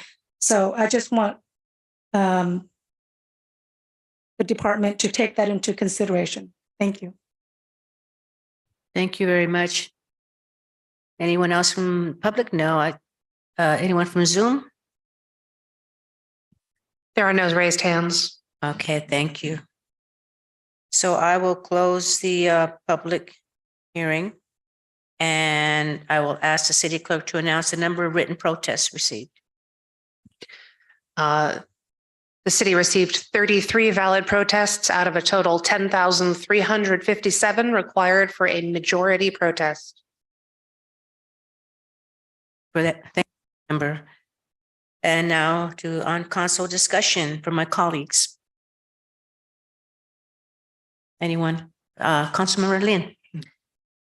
Yes, I feel that with both the 6.4 increase for water and 4% increase for sewer at the same time is a little too much for the community members. My proposal is to not raise the 4% rate for sewer for 2023 and 2024. Thank you. Thank you for your comment. Any other council members? So first of all, I want to thank staff, Christian Dorenzo, that took the lead on this for presenting a fair and conscientious effort to balance the cost to consumers. I know we have to make tough decisions, but I feel that staff has made a balanced effort to make sure that the costs don't really hit us that hard. And these are things that are needed, as I mentioned before. It's aging infrastructure, it's the wholesaler, it's many factors that come into play of all these increases, and it gets carried down ultimately to the consumer, unfortunately. But we are making a conscientious effort. We have made a conscientious effort to make sure that the impacts are not that great and we balance it. So I haven't seen any more comments. Oh, Vice Mayor has a comment. Go ahead. Thank you, Mayor. I would like to call on Ashwini, if I may. Ashwini? Yes. Can you expound on, I know it's really a tough decision here. Can you enumerate some of the grants that would help? Like I know MAP is, Milpitas Assistance Program. We have that for utilities. I know we have set aside money for close to $1 million for help for utilities, rent and mortgage relief. Do we have anything else? Can you enumerate the ones that I didn't mention, please? Sure, Vice Mayor, happy to. So yes, I think it's really the Milpitas Assistance Program that's relevant to the utility rates. That's the one that provides discounts to anybody that qualifies in terms of income and whose name is on the meter. So it does not apply to multifamily units. The rent and mortgage relief program, there's a rent relief program as well as a ARPA funded rent and mortgage relief program that could help people in other ways with their rent, but it does not directly help with utilities. And then in terms of other assistance, again, we do provide resources for people, whether it's a Silicon Valley Clean Energy or other places that they could maybe get rebates from PG&E, but not directly, again, connected to water and sewer. Is there anything from, I'm sorry, go ahead. Is there anything from the county? For utility rates, I don't believe so. Yeah, I can't think of anything. I mean, if Director Lorenzen or Christian, if you have anything else that you can think of that provides assistance, but really for this one, the relevant one is MAP, and that's always, that's a city program that council can kind of provide direction on if it's to be used differently. Okay. Renee, anything? Thank you and good evening, Mayor and City Council members. Renee Lorenzen, Director of Recreation and Community Services. We manage the MAP program, or the majority of it. So the water utilities subsidy is $22 per bill. So that's every other month. So it's about $112 for the year that's subsidized with MAP. That's for medium, low, and very low income families who pay their water bill. There are some nonprofits that will help pay bills, such as First Five. Some of those are connected through county services. I don't have a list of what that includes right now, but there are a few nonprofits specifically geared toward utilities. I would say for Milpitas that MAP is probably a good program to reach out on and get qualified for. Are the other agencies I know MAP is on our website to, maybe not right now, but we should probably update our incentive program for grants to include those, or any incentive corner or something like that. So everybody knows that there are other grants that might be available.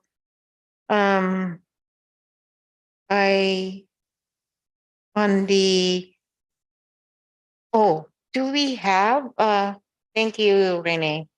Question, do we have statistics? I don't know who can answer this.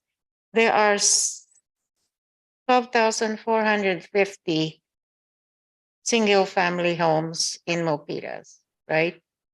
So those, correct, Christian? The one on your report, page 1. So tell me again, the bottom line, what is the increase per month for the sewer?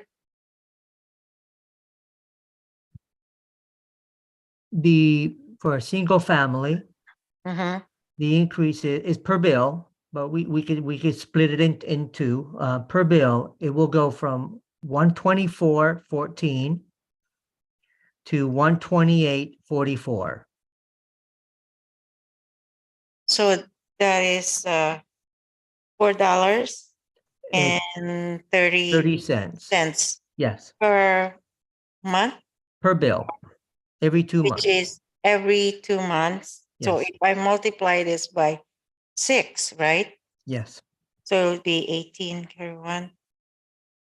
$25.80 per year increase, Yes. correct? yes. So that's $25.80. And if they apply for the MAP for utility assistance, they will get, is that correct? They will get $112? Yes, it's on that entire bill, Vice Mayor. So, yes. Okay. So can I add, Christian, can I add the water one, the average one from the single family homes using a 5/8 Yes. inch pipe? How The much would that be? let's see, I'll have to look. I know the amount is $9.19 2 months, right? 2 months. every 2 months, yes. And I think it was $55.13 or $55 and change for the entire year. Okay, so if I add this to, it's about $81. And if we have an assistance, the MAP assistance, that would be 112. That would cover for both water and sewer for eligible, income eligible residents in a single family home, correct? Renee or Ashwini? Yes, it would, but I mean, right now they're getting it too, so they will continue to get it, but yes, it will offset and Renee, if you can clarify what the total is it 122? Is that what you said? So it's $22 every 2 months. So that's six subsidies of $22. So it's 112. 112. Okay. So that's good. So, okay. Okay. I think that should cover my question. Thank you all so much. Thank you, Renee, Ashwini, and Christian. Mayor. Thank you, Vice Mayor. So it's going to have a clarification. So you mentioned that that MAP pays utilities. Is that, so I guess Renee would be the person to ask, does that include the water and sewer or just the water? Thank you, Mayor. It's both. It's off their entire water utility bill. Okay, great. Yeah, I did. So, yeah, and actually it's a pretty good deal because when you, as the Vice Mayor was calculating that, they do get subsidized or subsidized for most of their water bill. So that's great. I'm glad that we have the MAP Milpitas Assistant Program. And for folks that are out there, we have the Milpitas Assistant Program for people that can't afford or are struggling with their financial utility bills. We offer that. And not very many cities offer that, but we are one of the few cities that do that for our residents that can't afford paying their utility bills at some time or another. So I don't see any more from my colleagues. So if I will, I guess I'll ask the city attorney. We'll read the title of the ordinance. Thank you, Mayor. The ordinance before this council is an ordinance of the city of Milpitas, amending Section 6 of Chapter 2, Title 8 of the Milpitas Municipal Code relating to sewer service charges. Thank you for that. Would like a motion from our colleagues. So if I don't see any motions, I will make the motion. I need a second.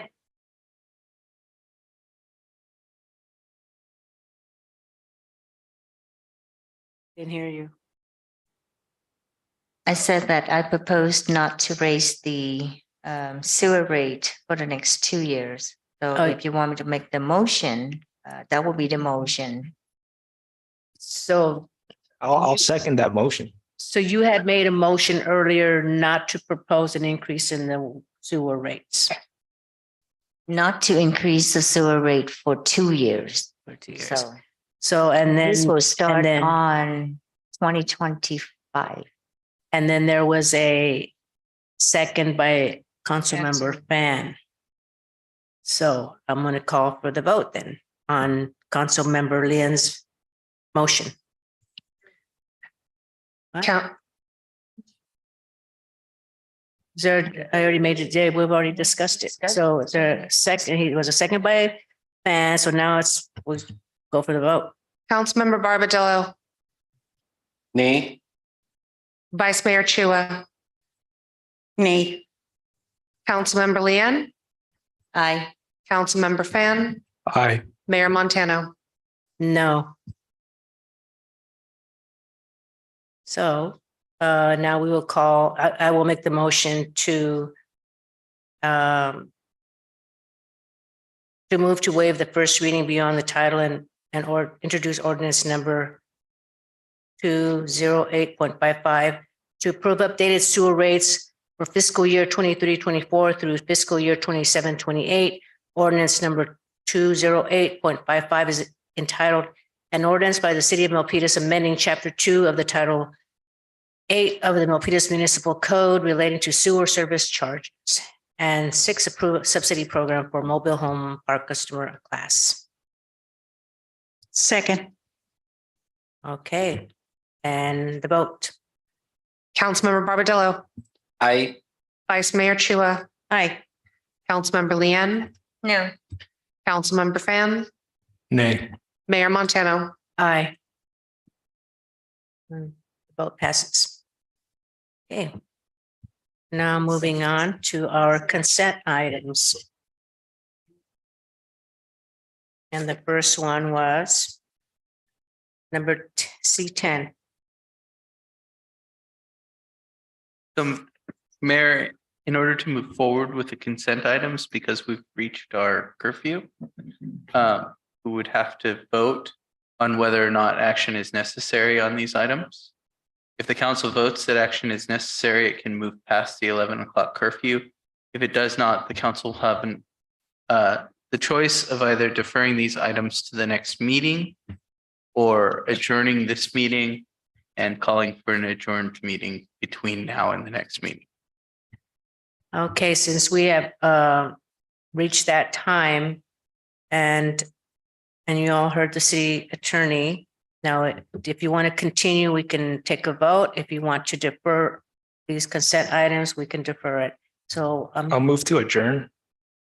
so Second. so there was a motion from Councilmember Fan to adjourn the meeting. There was a second by Vice Mayor. Take the vote, please.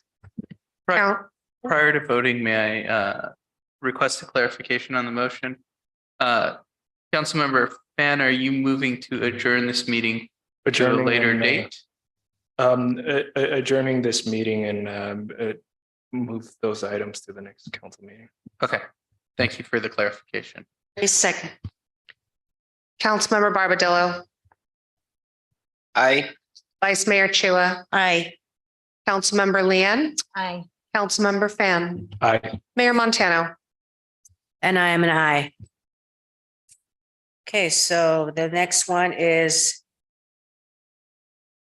for the announcements. Oh, okay, well, I'll just, even that included the announcements too. Okay, all right. We're going to adjourn. Good night, everyone.